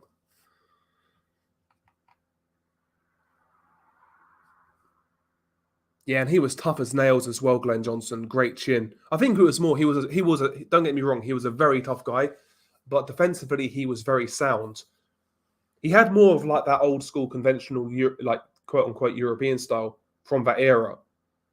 But he was a good technical fighter, Glenn Johnson, as in he done the basics well. Yeah, I'm not eating a burger after bashing up Chisora. Very, very reckless, yeah. Warrington's getting iced. It's a good fight, man. It's a good fight. I mean, if you look at Bernardo Lopez when he fought that prospect, what was his name? Gabriel Flores, who was getting some hype. And Flores was like 20-0. He was like 21 years old. And Lopez just beat the absolute shit out of him. And the fight after that, Lopez did not look the same. And he's 20, 21. That beating he took a lot out of him. And he's beaten a few prospects recently, Lopez. And he actually beat Isaac Lowe as well well, I know that's not worth much, but he's coming off good form, Bernardo Lopez. So that's a hard fight for Josh Warrington. And again, it's one of those fights where he's not really going to get the credit if he wins. But there you go.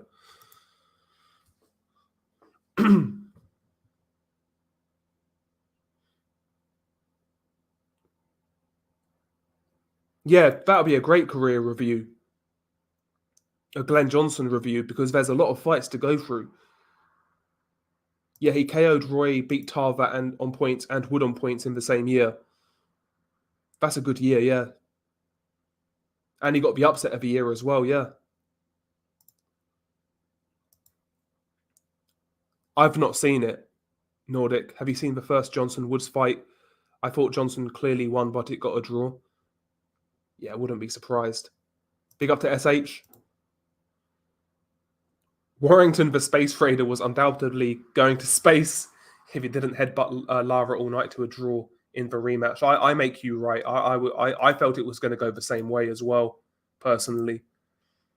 But as angry as I was at the time, it's water under the bridge, and we'll see how he does against Lopez. It's a good opportunity to redeem himself, because it's a hard fight, and if he wins that fight legit, I'll be impressed.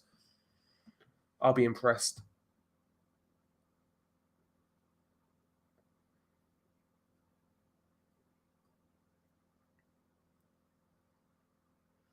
He did, yeah. Lopez stopped Isaac Lowe, yeah, he did.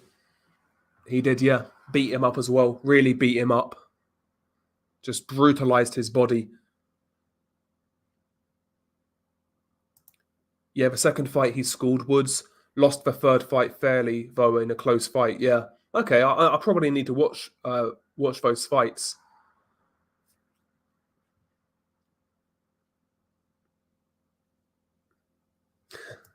Used to be known as ABC. Okay, yeah, big up to ABC. Warrington might be taking private lessons from Ward. Yeah, yeah. I mean, that really disappointed me. How that rematch transpired. But there you go. We'll see how he looks in this fight with Lopez. We'll see how he looks. Again, it's a good opportunity to redeem himself, because that Lopez is a tough hombre, man. He's a tough guy. Should be a good fight, though. Should be a really good fight. Another thing I'm actually really annoyed about as well in boxing, a fight I was really looking forward to, was Maurizio Lara versus Lee Woods. And that shit got cancelled. Apparently Lee Wood got injured, but now he's fighting, what's his name? Leo Santa Cruz. So basically he shat it, and yeah, the Leo Santa Cruz fight came up. He miraculously got injured, and here we are. I mean, I was looking forward to the Lara fight a lot more. Like, I'm completely done with Leo Santa Cruz. Got no interest in that guy whatsoever. Zero. Yeah, Woods had a good career. Again, he was another guy who started boxing super late, basically just to get in shape because he was fat. He went to a boxing gym, and yeah, he happened to like it. He could fight a bit and had a good career. Clinton Woods fought Roy Jones, yeah.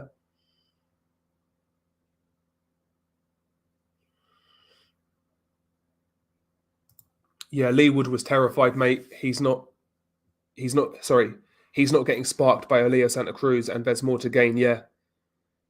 There is, yeah. And like Leo right now might be washed. I think he's definitely past his best, Leo Santa Cruz.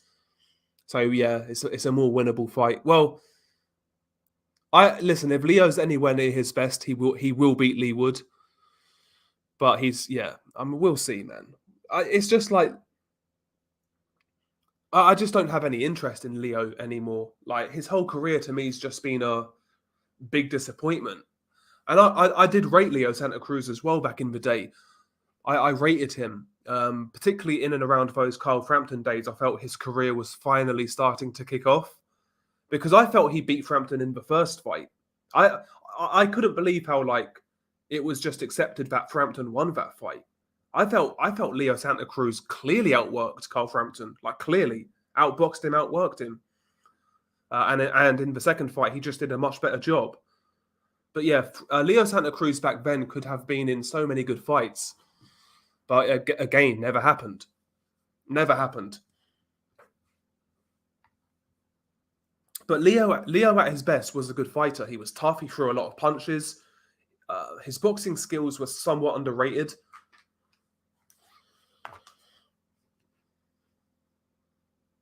Yeah, Lara is high risk, low reward. Yeah, and Lara, I think he's fighting in Mexico City coming up against like an unknown guy. Yeah, he did. Yeah, that's a good point. Leo seemed to lose interest in boxing after the Frampton rematch. Yeah. I mean, he fought Mares when Mares was somewhat decent still. But yeah, his whole career has just been nothingness, really. Like, apart from like Frampton and maybe Mares, it's just been super disappointing.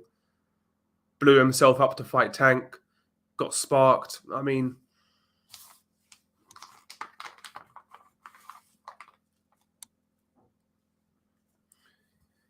yeah, I was the same. I always used to like Leo, but I get just lost patience with him. Lost patience with him. I say Vargas on points, Jiho. I say Vargas on points. I've not seen much of Foster, but I saw his last fight. I think he fought in Dubai or something.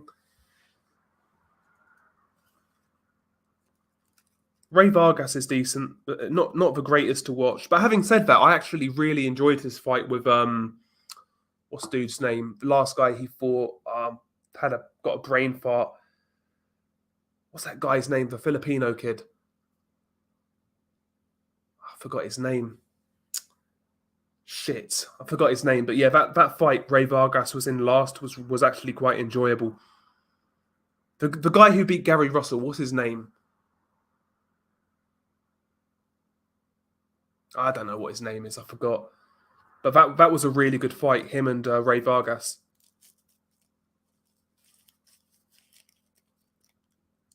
I'm fucking terrible with names these days, man. Mark Magsayo, yeah, that's the one. Yeah, Magsayo versus Vargas. That was a really good fight.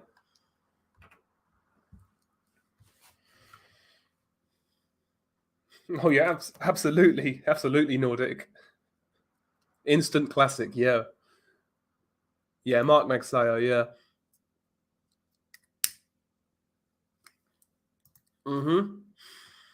Yeah. A lot of the PBC champions wasted their careers fighting mid-level fighters, and then took the big fight weight divisions above and lost. Yeah, yeah, exactly. We see that with Leo Santa Cruz, for example, Mikey Garcia, and yeah, exactly. And the reason why a lot of these guys never fought each other in their natural weight classes was because they was getting paid silly money to fight sea-level competition. Like if you're Leo Santa Cruz and you're getting paid $1 million to fight a bum, why would you fight Gary Russell for 1.5 million? You know, these inflated purses destroyed a lot of fighters' motivation when the PBC came around. And that's the same criticism I had with Matchroom with the DAZN deal when they first got that DAZN deal and paid silly money to the likes of Andrade. When you're getting paid $1 million to fight a Jason Quigley, why would you fight Janabek for 1.2? That's why, you know, these inflated purses have completely destroyed a lot of fighters' motivation. And that's why I kind of dislike. That's my problem with like the PBC and Matchroom and DAZN. I think they've done a lot of damage to boxing in that sense.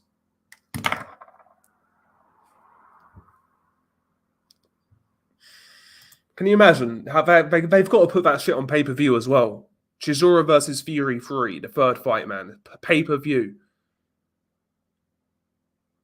Fury Chisora is boxing's version of Ortiz versus Shamrock. Fuck me. Exactly. Jesse Vargas getting $2 million to fight Soto. I mean, come on, man. Mikey got paid what? 6 million, 7 million to fight Jesse Vargas?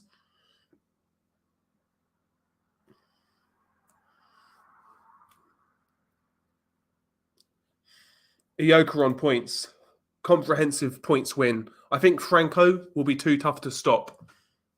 But yeah, Ioka on points comprehensively. He'll give him a bit of a lesson, but Franco's a tough guy.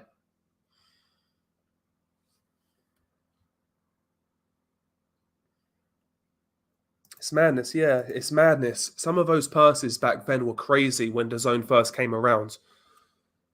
Crazy.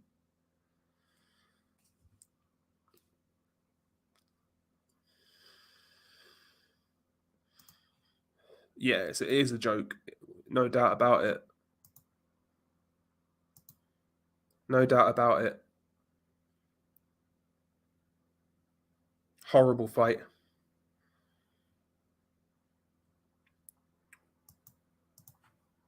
But, you know, people, I mean, it's an embarrassment. I'll steal it.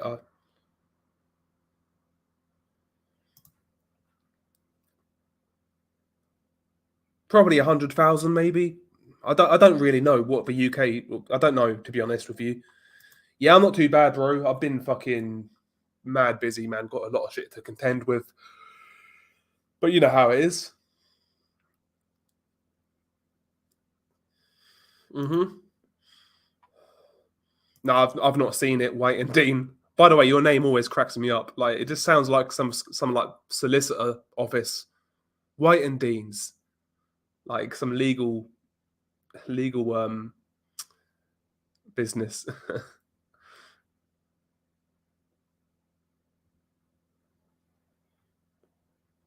Exactly, Geo Park. But they was scrambling around for God knows how long to make Gonzalez versus Estrada free. About they took so long. Just pay these guys, man. That's one thing. That's the only thing I can genuinely say I've enjoyed from DAZN. I'll be real. Is like the lighter weight cards they've put on. They've put on some really good cards at like bantamweight. Sorry, no, like super fly. They've put on some really good cards involving those sort of guys. But yeah, exactly. That's a very good point. Multi-million dollars to fight the likes of Jojo Diaz.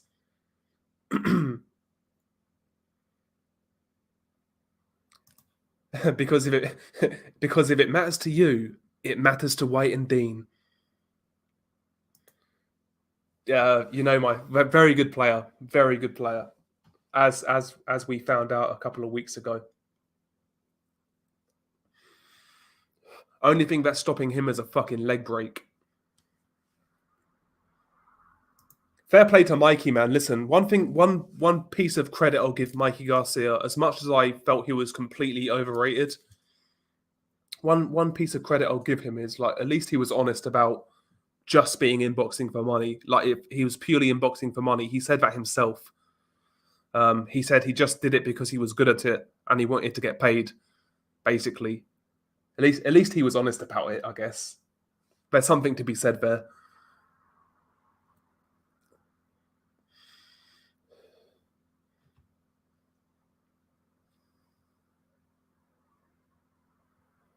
Yeah. Have you had an accident that wasn't your fault? White and Dean wants to hear about it. No win, no fee.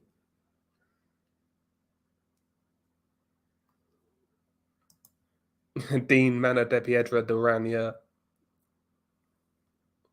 Big up, Frankie. How you doing? How you doing, my old mucker? How you doing?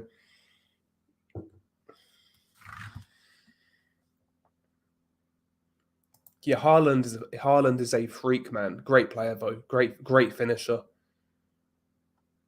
Great finisher. Left foot, right foot, head. Athletic. He's surprisingly quick as well. He doesn't look quick, but he makes up that ground super quickly.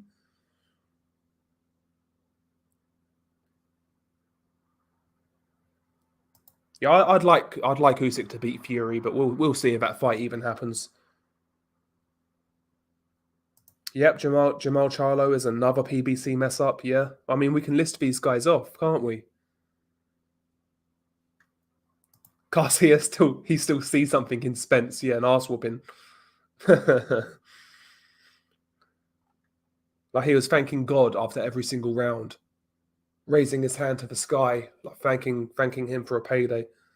Just sitting there to survive, shelling up. Embarrassing, man. Embarrassing.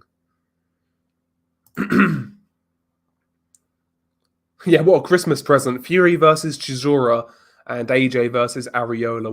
What a Christmas present. Like a lump of coal, yeah. Listen, a lump of coal has use this winter, bro. I'm telling you. with the way energy prices are going, you'll get more use out of a lump of coal.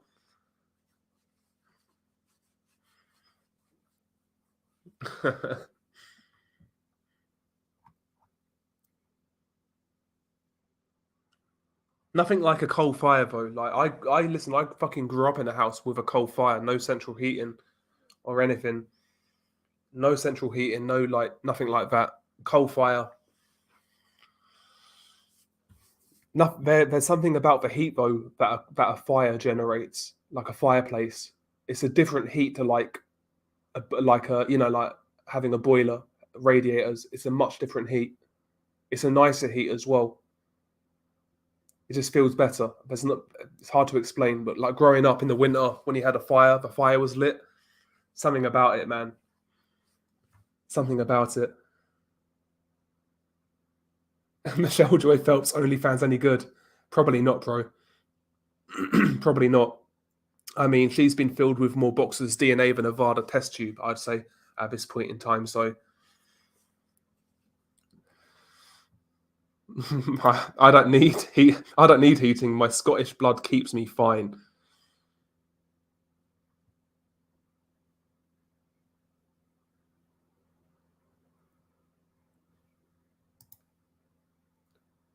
Nah, I'm not that great, Jacob, when it comes to reading off a screen. I'll be real.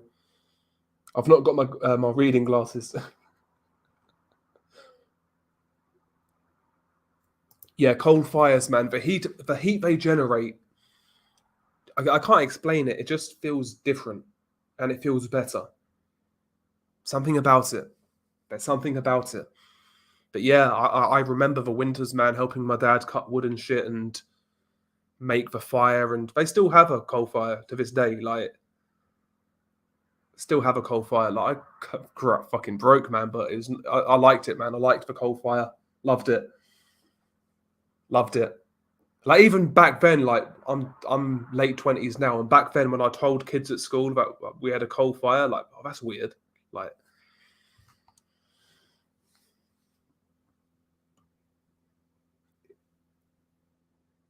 yeah, a coal fire makes you feel warm without feeling sticky and sweaty. Yeah. When I eventually like buy a property, whatever it is, I want that provision in the house. I'd like to have like a coal fire or at least a log burner. I'd like to have that, to be honest. We all know how Dell gets warm in winter. I tell you what, this is when you know when Coogan IFL had the advert. What was it? Are your bills giving you sleepless nights? That advert. They should have done that this winter, man. That had gone down like a fucking lead balloon. uh yeah, I'm a weirdo like that. You know, like if I have to, let's say for example, it's middle of winter, like it's freezing, there's been snow or a big frost. If I have to pop out for like go shopping, I won't even wear a fucking sweater. Like I'll just go out with a t-shirt. I'm that kind of cunt. I'm that weird guy.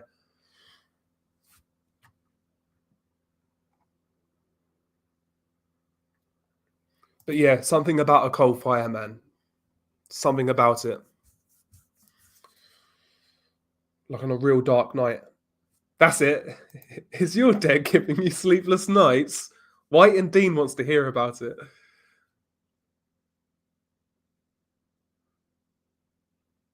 Yeah, maybe, Jacob. Yeah, I won't do a face reveal unless it's like for something super crazy, super interesting. I won't do a face reveal. But yeah, I wouldn't want to waste it if something came up that's super interesting. Some people know what I look like on here, but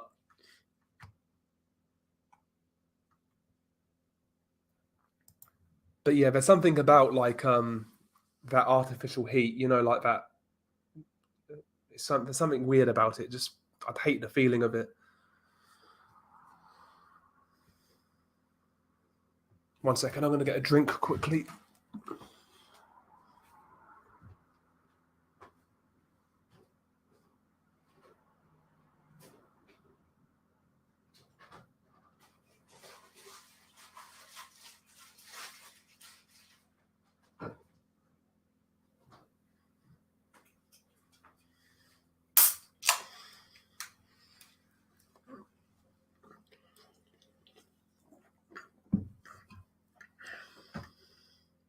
Yeah, do a face reveal with your reading glasses. Look like Harry Potter. Yeah, I agree. John. I say fifth or sixth round knockout. Yeah, they fucked the box rec layout. They've completely fucked it. It was better beforehand. It was much better beforehand. Simpler. Looking at the schedule now, like, it's crazy. Like,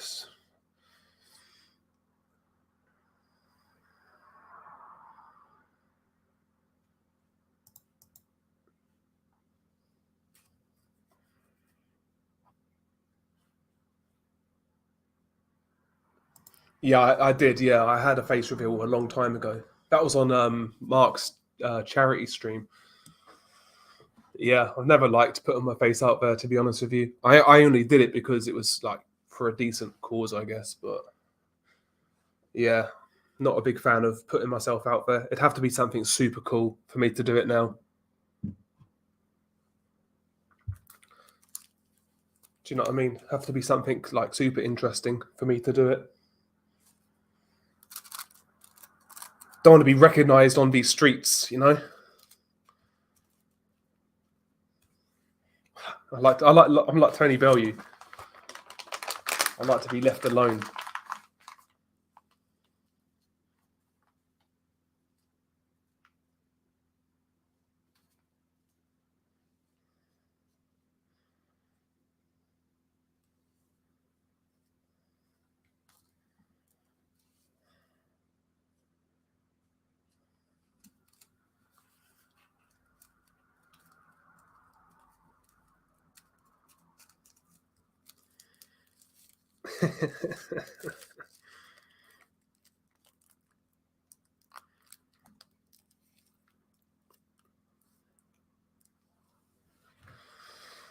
Yeah. It sucks. It's really hard to navigate. It's just clunkier as well now. Box rec. No, I'm not talking about Markiplier. Yeah, they might show up at my front door. Yeah, exactly. Now I'm more worried about doing it on the other channel. Like on that channel, it'd have to be something crazy good to do it. Yeah. Mark's still around. He's doing good. The last time I spoke to him, I need to speak to him again at some point, man. It's time. It's time. That's the thing. Yeah, fuck being YouTube famous. That's a fact.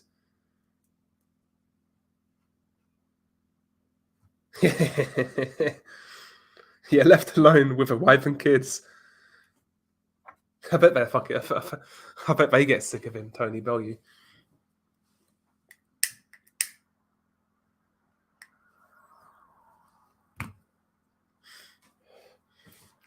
It's not Tony anymore. It's Anthony. I'm retired. It's Anthony or Anthony. Tony Bellew, man, Jesus. I never liked Tony Bellew, but it's kind of sad to see what he's kind of become. Like, he doesn't even really need to be such a rim licker. I mean, the guy made some good money in his career towards the end. Usyk on pay-per-view, David Haye twice on pay-per-view. He's a millionaire multi times over.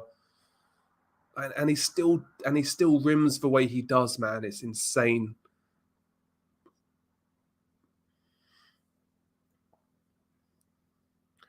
I won't go that far, Jacob. I mean, I've got a decent following, I guess, but it's not. It's what it is, isn't it? Is what it is. Yeah, if I was famous, I'd be fucking scared as well. Not scared, but just doesn't interest me, to be honest with you. Yeah, good fight. I've got Prograis on points. but it's a good fight. Zepeda's got a good chance. I mean, both guys. That could. I wouldn't be surprised no matter what way that goes. I mean, both guys have the power to hurt each other and potentially knock each other out. And I think both guys could potentially beat each other on points, but I'd lean towards Prograis though.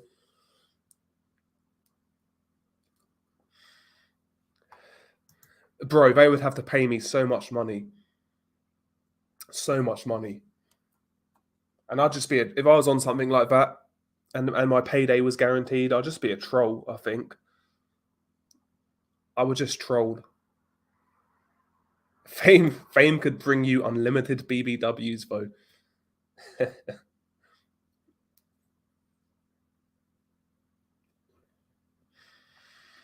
Shannon Courtney, Jesus. She looked like many a girl on a Luton council estate, Shannon Courtney. Jesus fucking Christ. Do you know when you type in somebody's name on like Google and it'll bring up their name and a picture next to it? Like, it's so funny. Like, I just typed in Shannon Courtney and the first picture that comes up is when she was fat, before she was a boxer.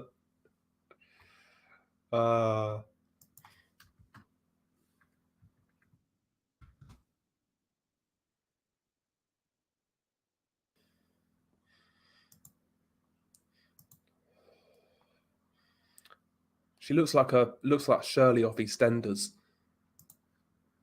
Man. Yeah, I mean, there's you would and you would. So I would, in the sense of have a few drinks, you know. Yeah, in that sense, in that sense, yeah. But if I was to draw up a list, she wouldn't make the top 100. And like, if I could magically make her appear in my bedroom right now, I wouldn't do it. Not even lying. Not even lying. Just not my scene. Not my scene. Just never found her that attractive.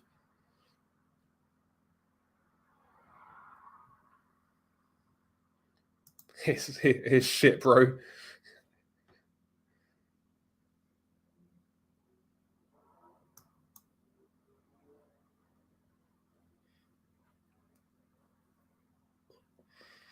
I want to see where the Andrew Tates, Tommy Robinsons, and Del Boys of the world are bred. Well, the fact those two came out of this area goes to show, really, doesn't it?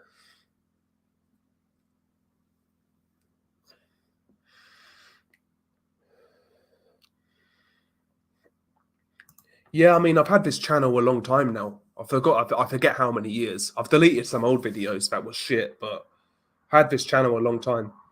Prime Minister after a few Stellas facts. Yeah, she was fat before, yeah, man. I wish I hadn't Googled it. Yeah, your channel's been on the same subs for a long time. I think you get shadow banned, man.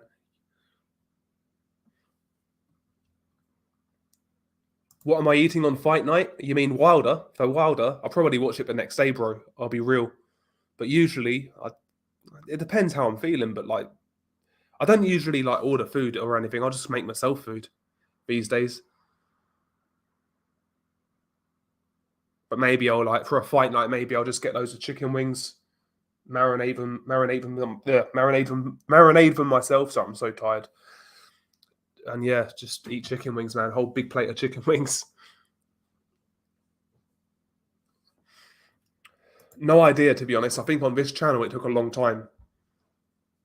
But yeah, this year I've really slacked on this channel. It's just like boxing's not been doing it for me. It's just not been doing it for me.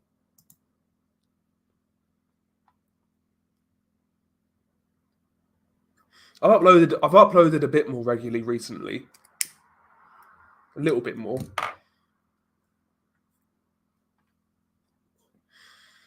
But I need to get more consistent with it. Or maybe not. Maybe not. Maybe it's just I do videos when I want to. That's how I've been doing it recently.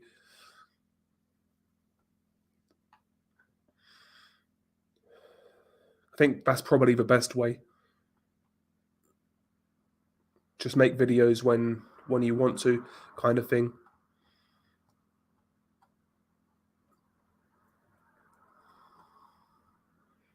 Because I used to make videos just for the sake of it back in the day, but now I don't.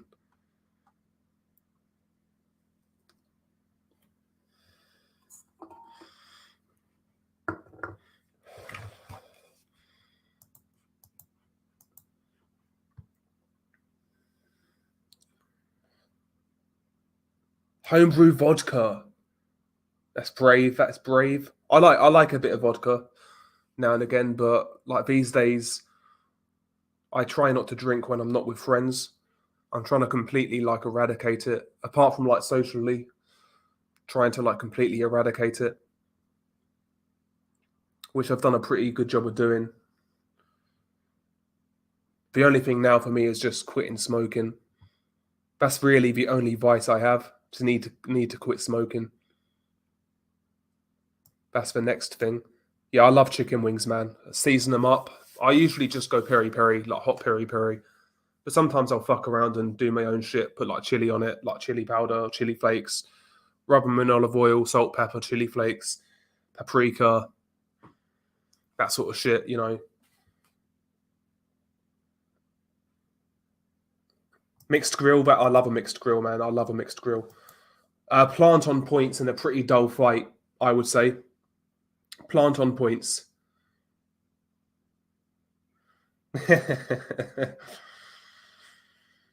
Yeah, get some DMs, man. Get some DMs. I've smoked for about 3.5 years. Like before that, I kind of smoked now and again, like socially, like nights out, but I kept it at that for a long time. But yeah, I've smoked like hardcore for like 3.5 years, maybe 4 years.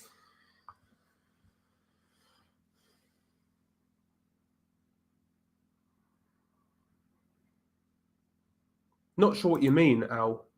Do you like advertise or just sit out and wait? I'm not sure what you mean.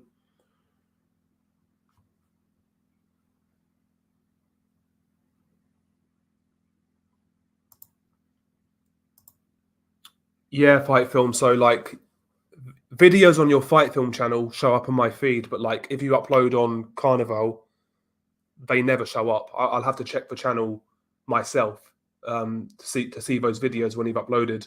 But on fight film, they show up for me at least. But the other channel, they don't.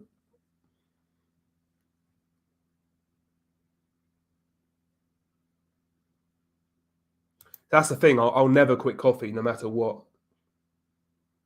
But I drink fucking probably 8 cups of coffee a day, like just black coffee as well. Occasionally, I'll have a splash of milk. Occasionally, but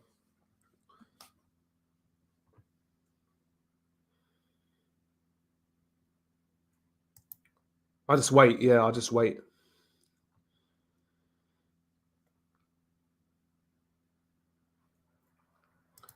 I think they manually do it, to be honest. But I don't know. I think it's probably a bit of both. There's the algo and there's like manual reviews. Because your videos go through manual review, I think, or some do at least. It depends actually. Like if you have a video that's not monetized or has the yellow monetization icon and you click manual review, then yes, somebody should review it manually, but whether they do or not, who knows? But I think after a while, your channel just gets blacklisted.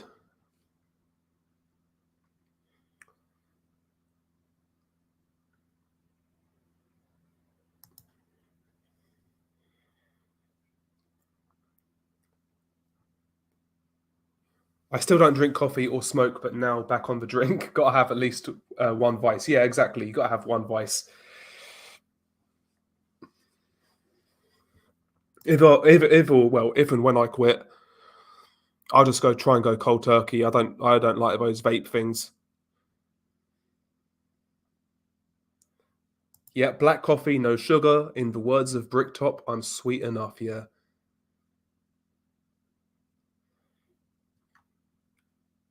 I just don't like sugar anymore. That sounds weird, but I'm not a fan of like sugary stuff anymore. It's weird because I had like a soda the other day, and or a Coca Cola for like the British viewers, and it was like a diet one or Coke. What is it? Coke Zero, and I drank it, and I hadn't had anything like that in so long. I could literally taste the chemicals. I kid you not. In a Coke Zero, it just tasted like chemicals. It's fucking awful. I haven't had that sort of shit for so long that it tasted like chemicals.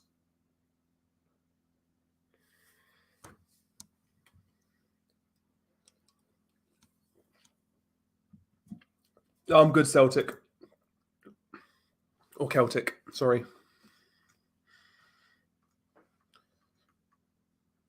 Yeah, I don't like vapes. Don't even like the smell of them either. Like I like the smell of burning tobacco. Love it. I think that smells nice, but vape smells just awful.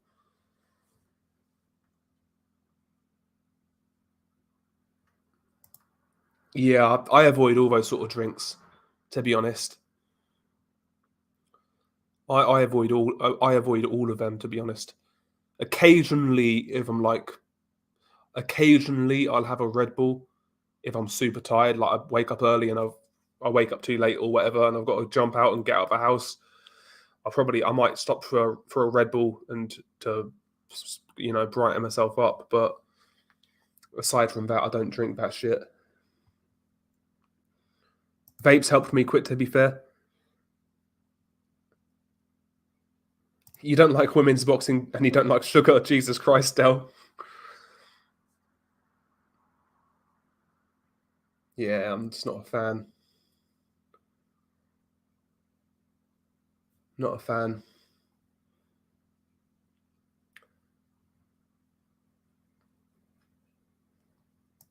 Yeah, a Cuban cigars do smell nice in general. Again, that's something I do maybe twice a year. Smoke a cigar. They are nice though, with the right company. They are nice.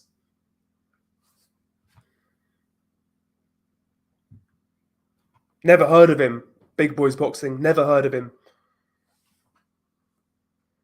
I used to vape THC at uni, and my brain was fried when I woke up. Not surprised, man.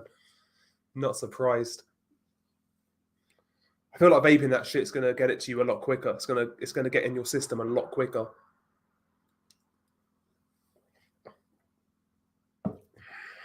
But again, that's something I do now and again is weed, but weed, sorry. Now and again. I just can't I don't understand how people can smoke that shit every day. Again, when you it's all right at the right time with the right people when you haven't got any plans or nothing around the corner, but I couldn't do weed every day. Now and again, it's a treat. Now and again, yeah, rolling cigarettes is fun. Can't lie.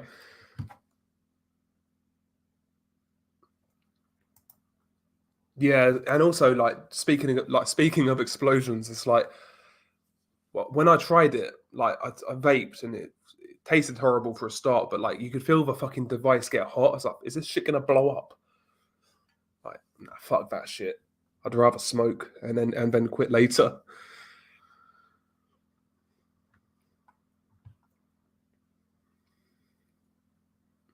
But that's just me. Yeah, don't smoke. If you're not a smoker, don't be tempted to start.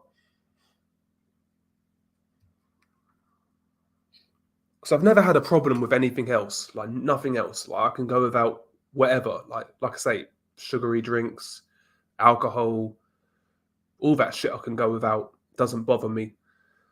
I don't eat junk food or anything like that. It's just smoking for me.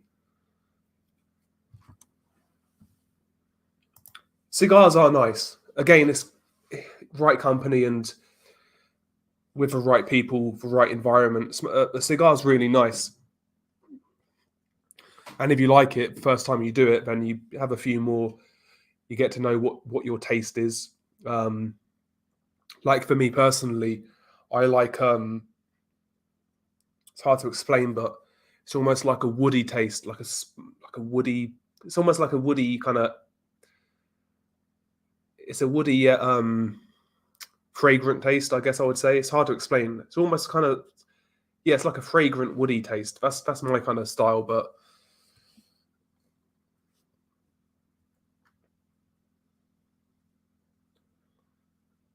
Yeah, me too. Way back when we was kids, yeah, because I'm the same age as you.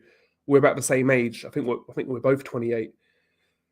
And yeah, chocolate cigarettes. Yeah, I remember because they was wrapped in like the cigarette. You know, like when you get a cigarette, it's like the brown, but the filter at the bottom is brown, and then the white paper. They had that wrapped around the chocolate. Yeah, I remember that.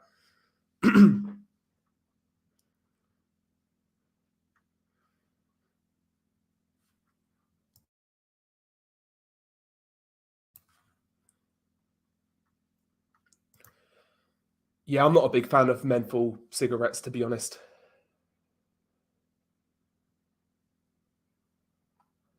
Yeah, edibles if you're chilling on weekends or days off. Sorry, smoking and vaping ain't right for the lungs. You'll feel like David Price.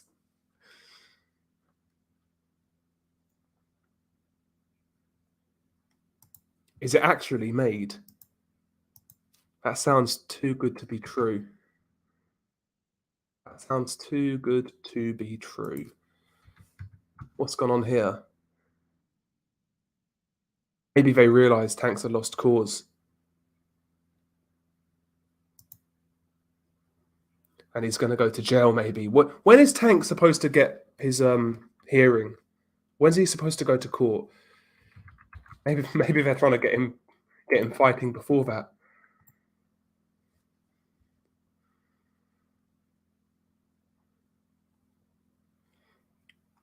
Oh, they're both saying done deal.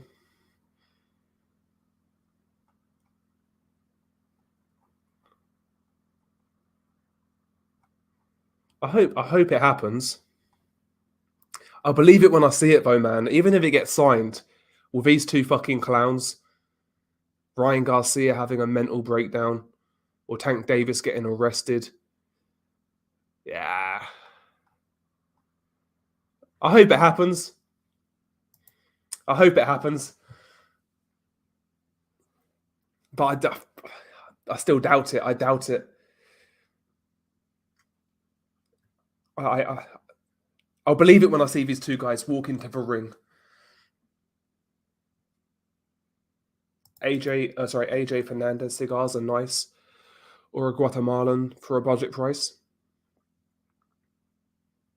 I think Ryan's too big as well, and he's been more active as well. Yeah, he's been more active. He's a bigger man, taller, rangier. I mean, if it's for Tank that showed up against Rolly Romero, then I think he's in for a hard night.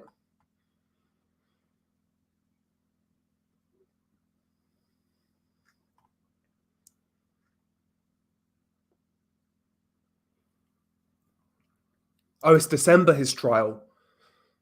That'd be a quick turnaround if it's before December.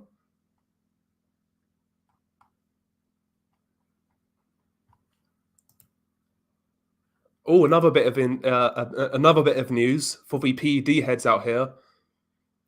Conor Benn is reportedly now being investigated over claims that he previously tested positive for clomiphene in another drugs test prior to the test that saw his fight with Chris Eubank Jr. called off last week. So there you go. Apparently, there could have been another failed test for old Conor Benn. Oh, that's going to be fun. Candy sticks, yeah, with the temporary tattoos, yeah.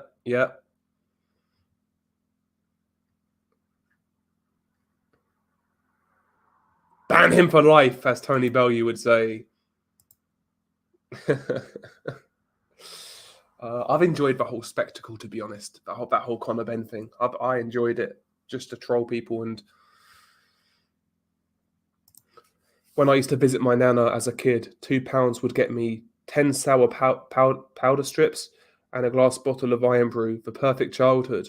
Back when £2 could actually get you things. Yeah. Yeah. I remember. Yeah.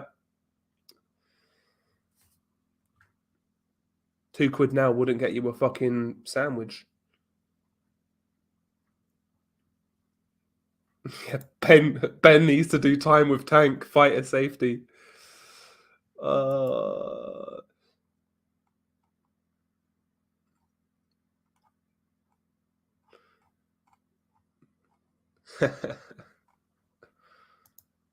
That's funny, isn't it? That's funny. Might have some fun with that, maybe. I don't know.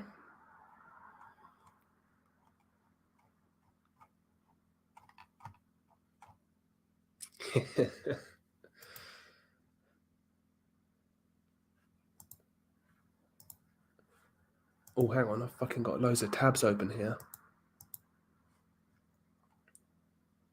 Yeah, Conor Benn's going for the, like, fucking Salvadorian, like, drug runner look. You put him in one of those documentaries, like, he'd fit right in.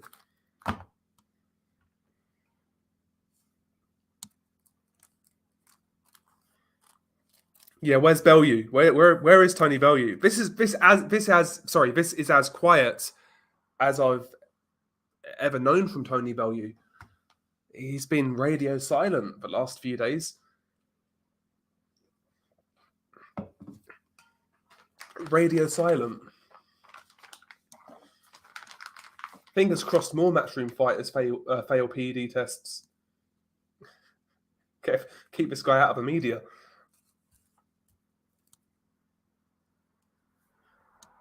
I mean, listen, man, to get a beard transplant, you have to be insecure. Let's be real.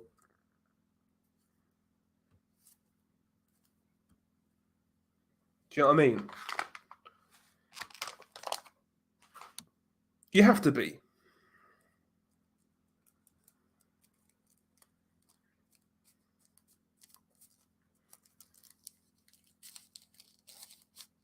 I mean, he got a beard transplant to shave it off. I mean, oh, God.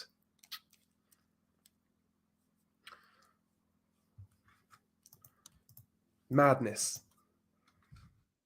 Did Nigel Benn have a beard? Hang on. You can't grow one, you can't grow one.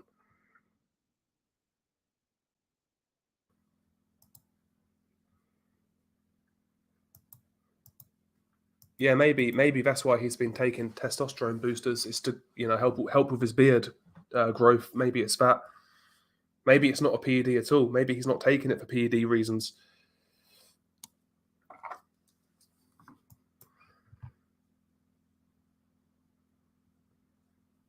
Oh yeah. You need to get on this clomiphene shit. You need to get on the old clomiphene. Ban him for life, Cougs. But not Billy Joe Saunders. He's one of the lads. He would never do anything like that. He's got great character and he's honest. Billy Joe Saunders, honest.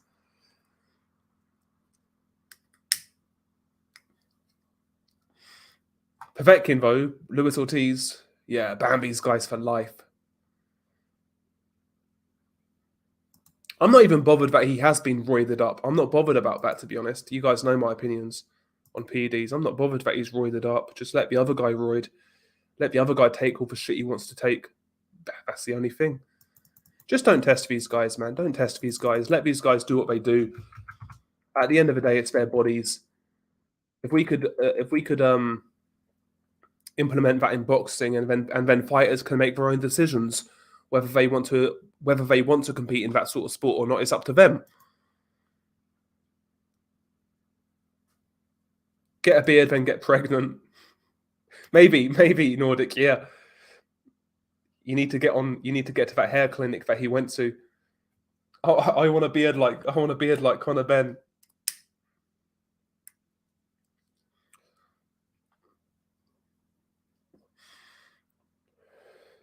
I'll get a beard like Arta Beterbiev and move to fucking Dagestan.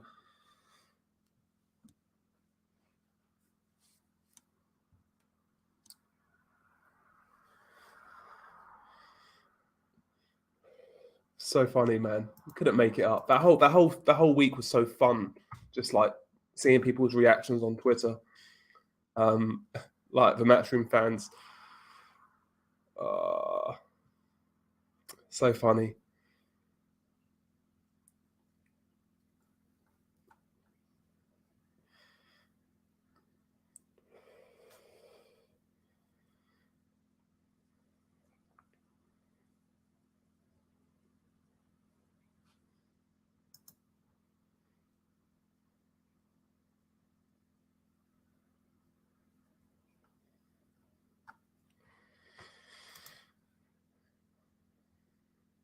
Yeah, Dmitry Kudryashov did have a good beard. His beard game was on point. It didn't save his chin though, but yeah, his beard game was on point. Is he still fighting Kudryashov? I think he lost recently. I think he lost to a prospect recently. No, he beat a prospect recently. He's still fighting though, Kudryashov. He's fighting at heavyweight now, Nordic. Dmitry Kudryashov. Make Gassiev versus Kudryashov. Why not? Make that fight.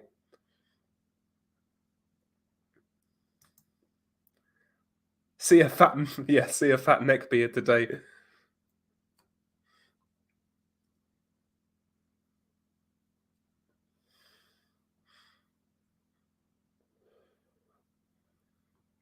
Yeah, I think the last guy he fought was an MMA fighter who turned over to boxing. I think I make you right, yeah.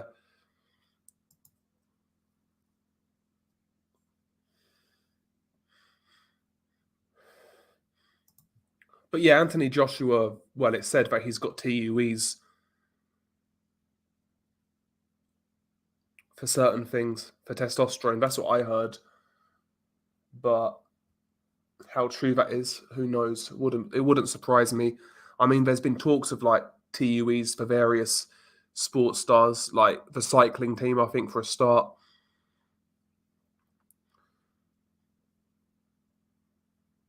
But yeah, the whole TUE thing in the UK is rife, from what a lot of people have been saying, and that'll be the next thing to get discussed. I'd say I'd imagine that'll come out at some point as a talking point.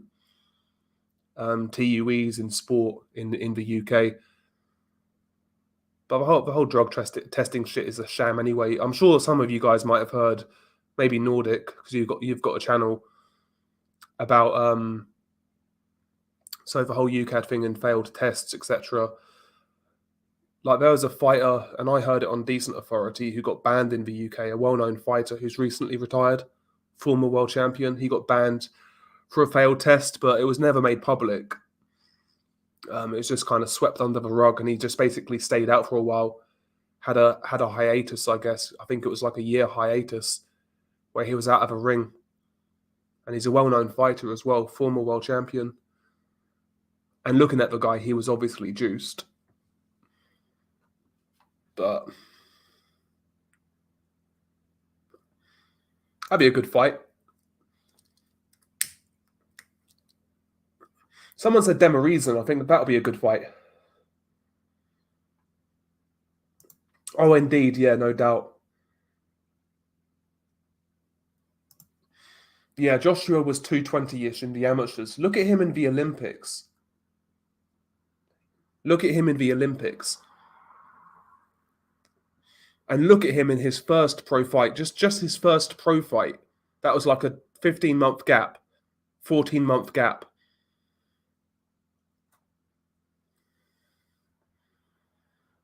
Exactly, bro. It's mad.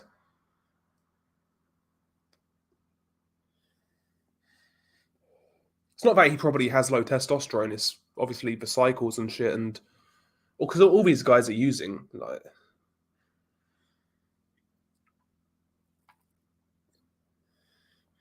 No, you don't. You don't.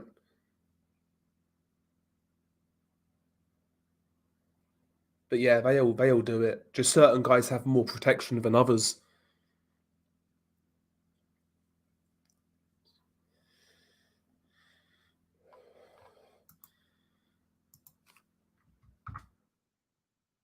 The closest thing to blood doping I've heard about in boxing, or I've heard referenced in boxing, is a vampire facial, and I think it was Mayweather who mentioned that.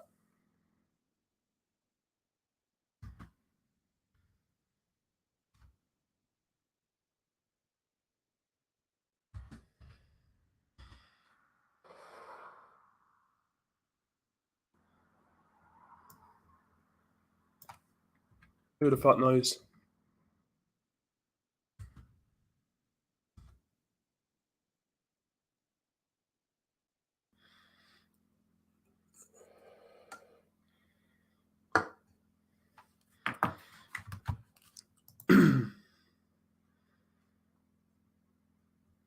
Yeah, Valuev was a freak. Yeah, Valuev was a freak.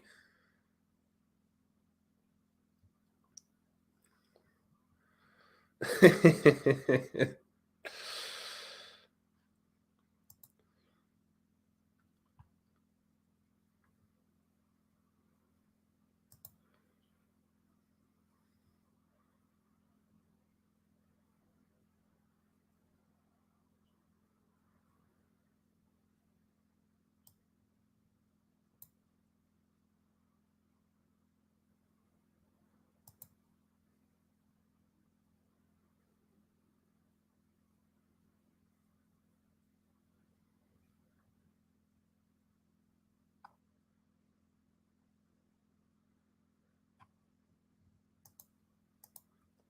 a million tabs open. Hang on, I need to close some shit.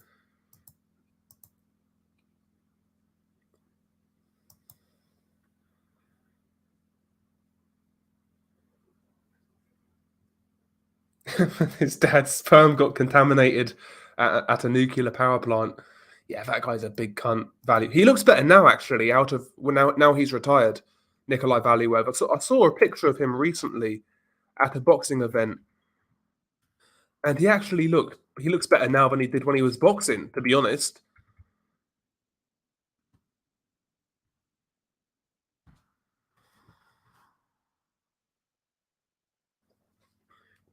he looks healthier now.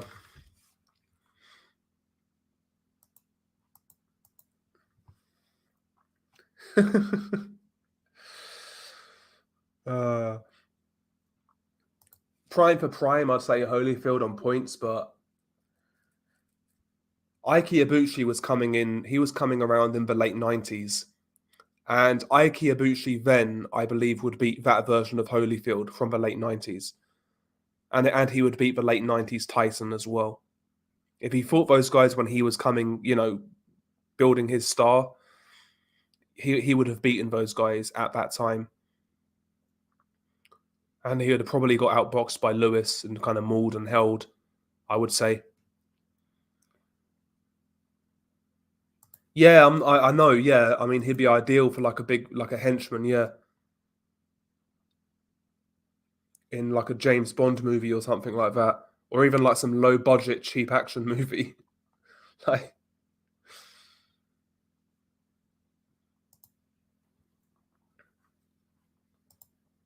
but yeah, he looks healthier now than he did when he was fighting.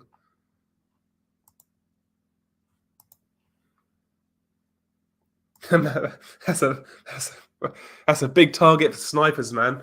I'll tell you that much. He's a big fucking target for snipers. Old Valuev.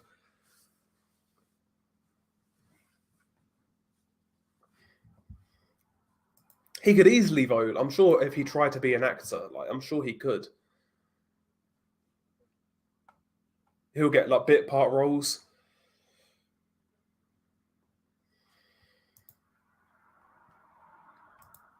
Yeah, imagine walking into that guy down a dark alley. Nothing you could do. If you had nothing on you, there's nothing you could do to stop that guy fucking you up.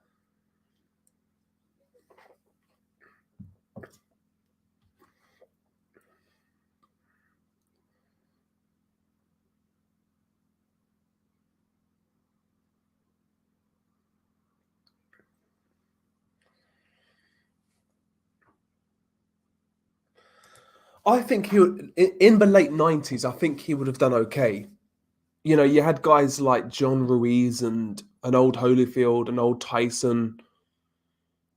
I think he'd have beat those guys. He could have picked up like a WBA belt here and there. I think he would have struggled with Lennox and Vitali at that time. I think those other fights he would have lost. I think he could have knocked out a pre-Emmanuel Stewart Klitschko. But I think he loses to Lennox and Vitali, to be honest. But I think he'd pick up a title. When you look at guys like John Ruiz, for example, who picked up titles, I think he'd have probably picked up a belt in the late 90s, early 2000s.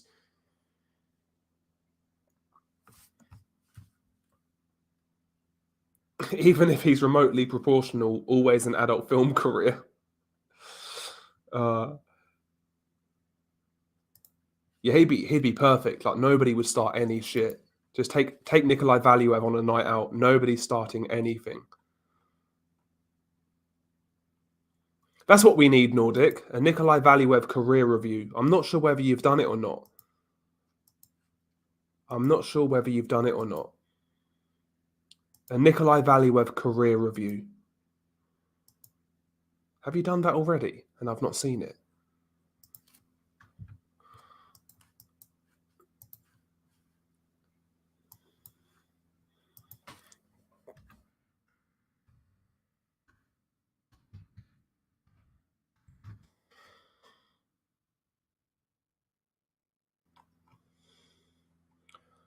I don't think you have. Yeah, do it. I'll watch that video, man. A Nikolai Valuev career review.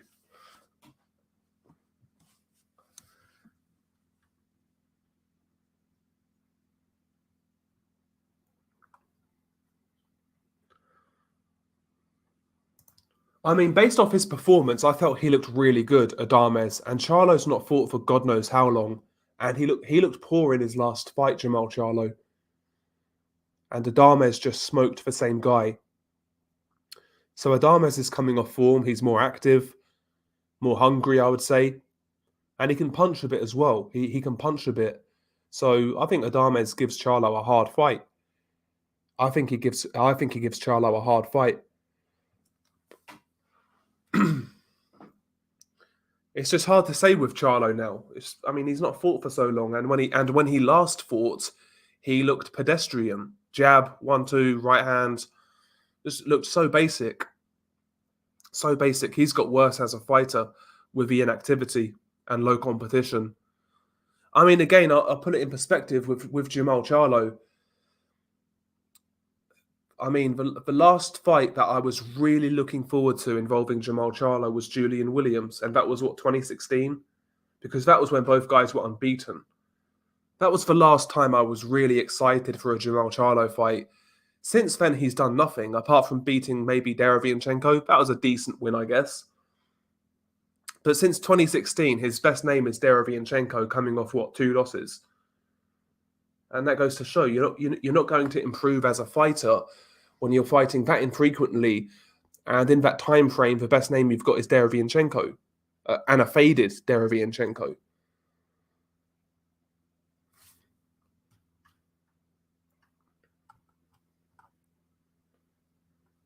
Yeah, he was biggest heavyweight champ, yeah. Yeah, depends on Charlo's rust, yep. Charlo might cash out in his next fight. Not impressed with him one bit, yeah. I think that's what he's waiting for. That's what it seems like, at least. He's probably waiting for Canelo to call that phone. And he'll get beat.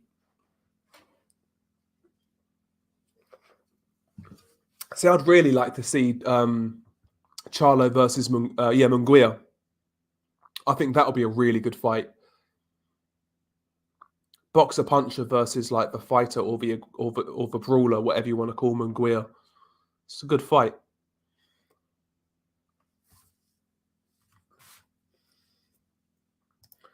Adames' daughter died in camp. He also had visa issues and almost pulled out of a Montiel fight.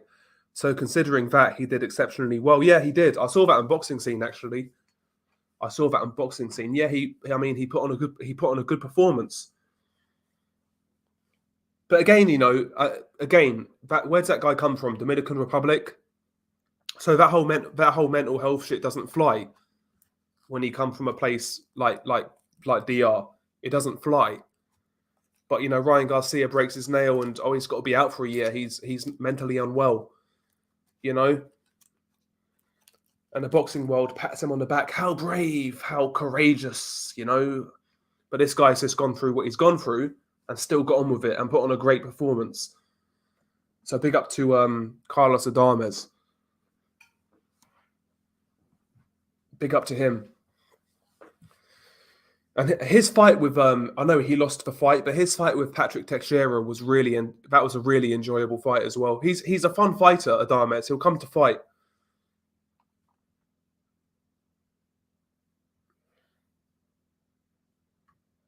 Jamal is apparently getting his house repoed. Better fight soon. I've not heard that. I've not heard that. But yeah, if that's the case, he needs to fight. He needs to fight.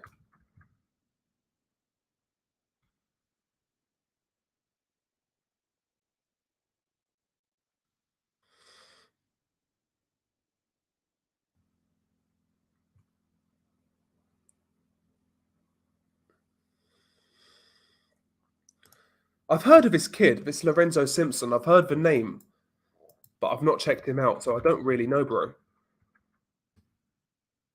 Lorenzo Simpson. Good name. Okay, he's a middleweight. Where have I seen this guy's name? I've seen this guy's name somewhere. I've not seen anything of him, though, so we'll see.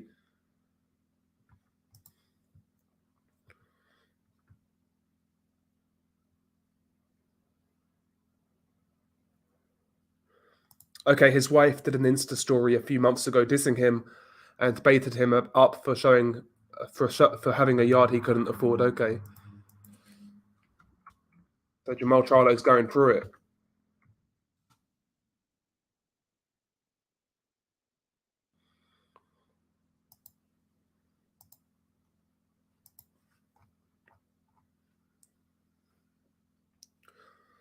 But yeah, I mean, again, Jamal Charlo's another guy I just have no interest in, really. I mean, I'm talking about fights I'd like to see him in. But they're not going to happen.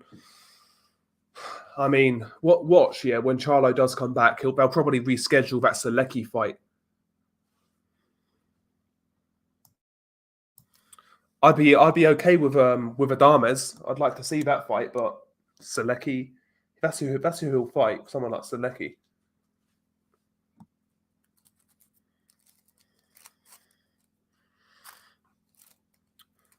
But yeah, I liked what I saw from Adames and what he went through as well pre-fight. No complaining, just got there and fought. That's what I like to see. Something admirable about that. Just fucking just getting on there and getting on with life and doing what you got to do.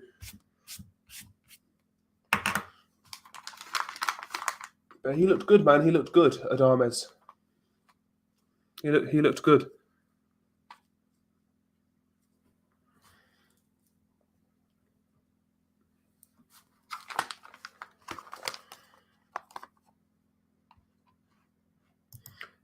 Fundora and Mel will be so boring. I don't think it will. I don't think Fundora will let it be boring. I think that'll be a good fight. I think that'll be a decent fight. Yeah, Jamel's got a couple of good fights at 154. He can fight Tim Tszyu, and it looks like that fight's happening in Australia. And he could fight Fundora if he beats Tim Tszyu. So he's got a couple of good fights, Jamel, at 154. There's no need for him to move up right now. He's got some fights there.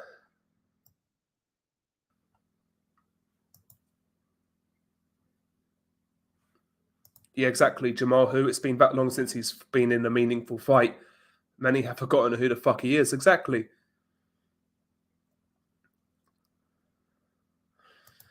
Yeah, I mean, if you look at Felix Cash, out of camp and in camp, I mean, the guy looks fucking roided out of his mind when he's in camp. Like when he's fit, when he's weighing in.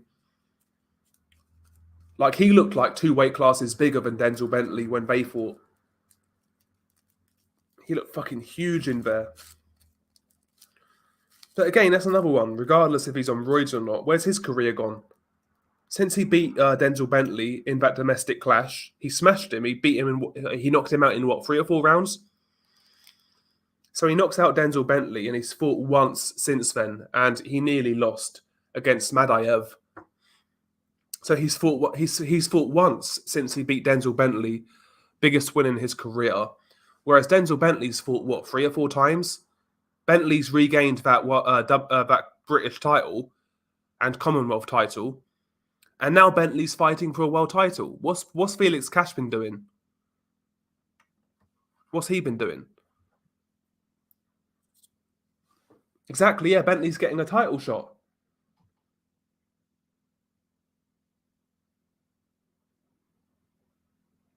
Getting a title shot. There you go. He's been active. He's kept at it. He's fought. You know.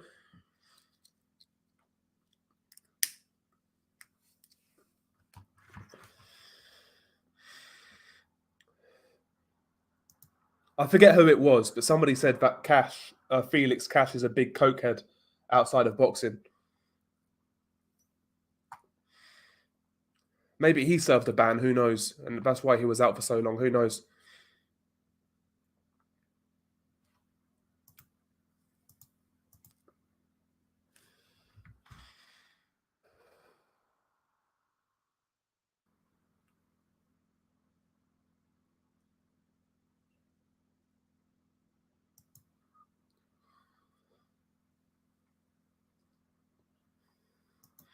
Absolutely, yeah.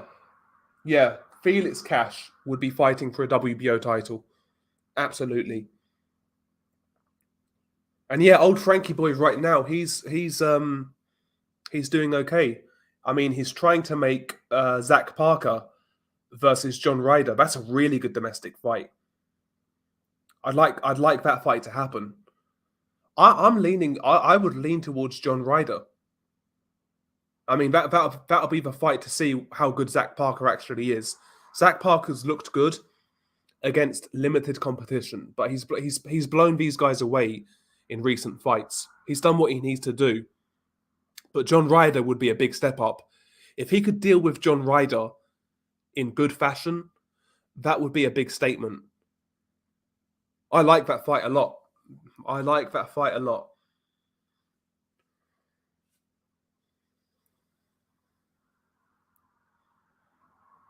What, Felix Cash?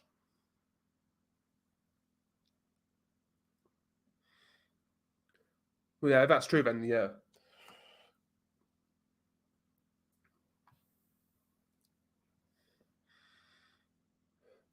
I said the same thing, XMB, on Twitter. Yeah, make Eubank versus Cash. Might as well.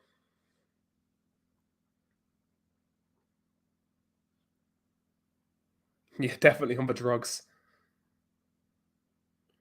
I like that fight. Yeah, Ryder's got a couple of options out there. Apparently, Top Rank are looking at putting Berlanga in with Ryder. And I think Ryder exposed. Well, Berlanga's already been exposed, but I think Ryder puts that cherry on the top and probably knocks him out. So he's got the Ryder fight, which I imagine would pay quite well, and he's got the Zach Parker fight. So he's got options now, John Ryder.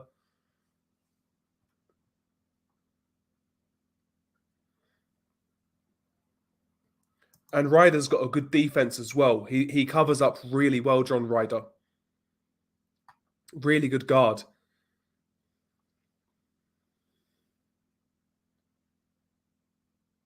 Anthony Sims Jr., not heard that name in a while.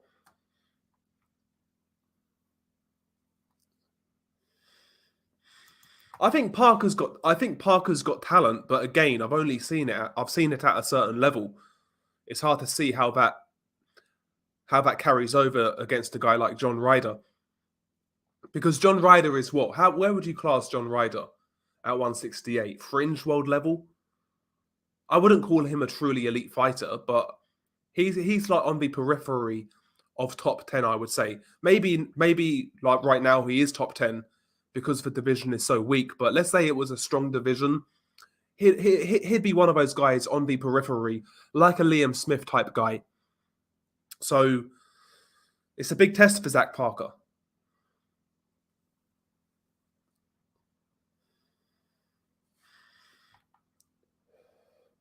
Parker definitely seems to hit hard. He does. Nice jab as well. Again, his matchmaking though has just not been good enough, in my opinion. Zach Parker. He had one tough fight against Darryl Williams, and it was only tough because he blew his shoulder out in the second round, and I felt he actually lost that fight because of that. But he showed in that fight at least he was tough to stick in with it. So he's got toughness. I've seen that already.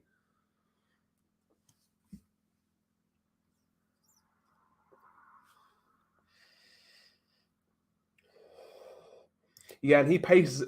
John Ryder. I don't think it's even that John Ryder necessarily has great stamina. I just think he's so wily now that he knows when to pace himself. He knows how to pace himself in there. He knows when to let go of his punches, when he needs to really up the gears, up the tempo, and when he can kind of sit back and chill a bit. You know, he's got really good in-ring management of when he needs to get going. You know, he's a good fighter, John Ryder.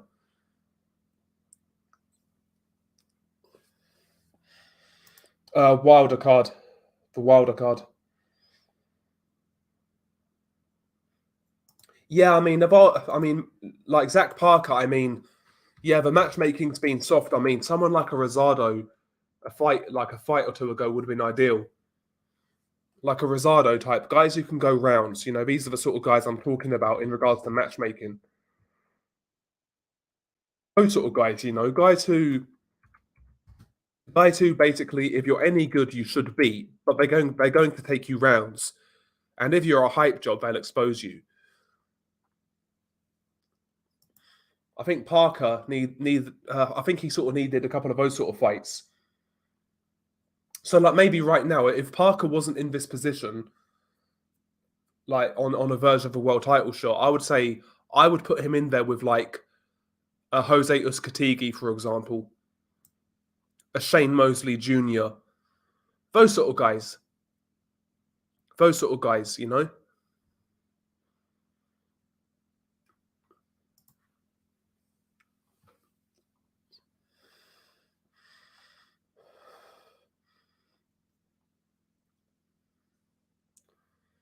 Yeah, it's a good fight. I think Eddie's preserving Ryder for Cinnamon. Maybe you're right. Yeah, Ryder's got a lot of experience. He's fought some good fighters, John Ryder.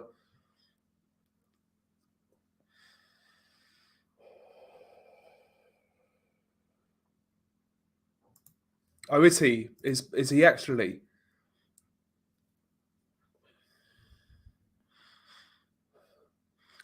When are the WBC going to order Canelo versus Benavidez, by the way? When's that going to happen?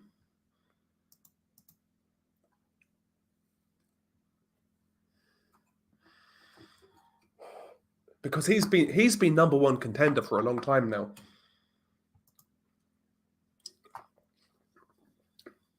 Oh, it's a rumor. 168 is a dead division when you look at it. Such a dead division. So the rankings on BoxRec at least. Canelo number 1, Ryder 2, Danny Jacobs number 3, Benavidez 4, Jesse Hart 5, Lerone Richards 6, Carlos Gongora 7, Kayla Plant 8, Pavel Silyagin 9, and Belanga 10. It's a weak division. It's a weak division. And you've got a few prospects coming up like Morrell, Zach Parker, Christian and Bealey. They all look like good prospects. But yeah, it's a weak division. It's a weak division. But anyway, guys, I need to wrap this one up. I've got an early start in the morning. Been on a bit too long. I meant to do like maybe an hour and a half, but here we are. But yeah, thank you guys for turning out. I appreciate it. Have a good rest of your week. And yeah, man, don't do anything I wouldn't do. Peace.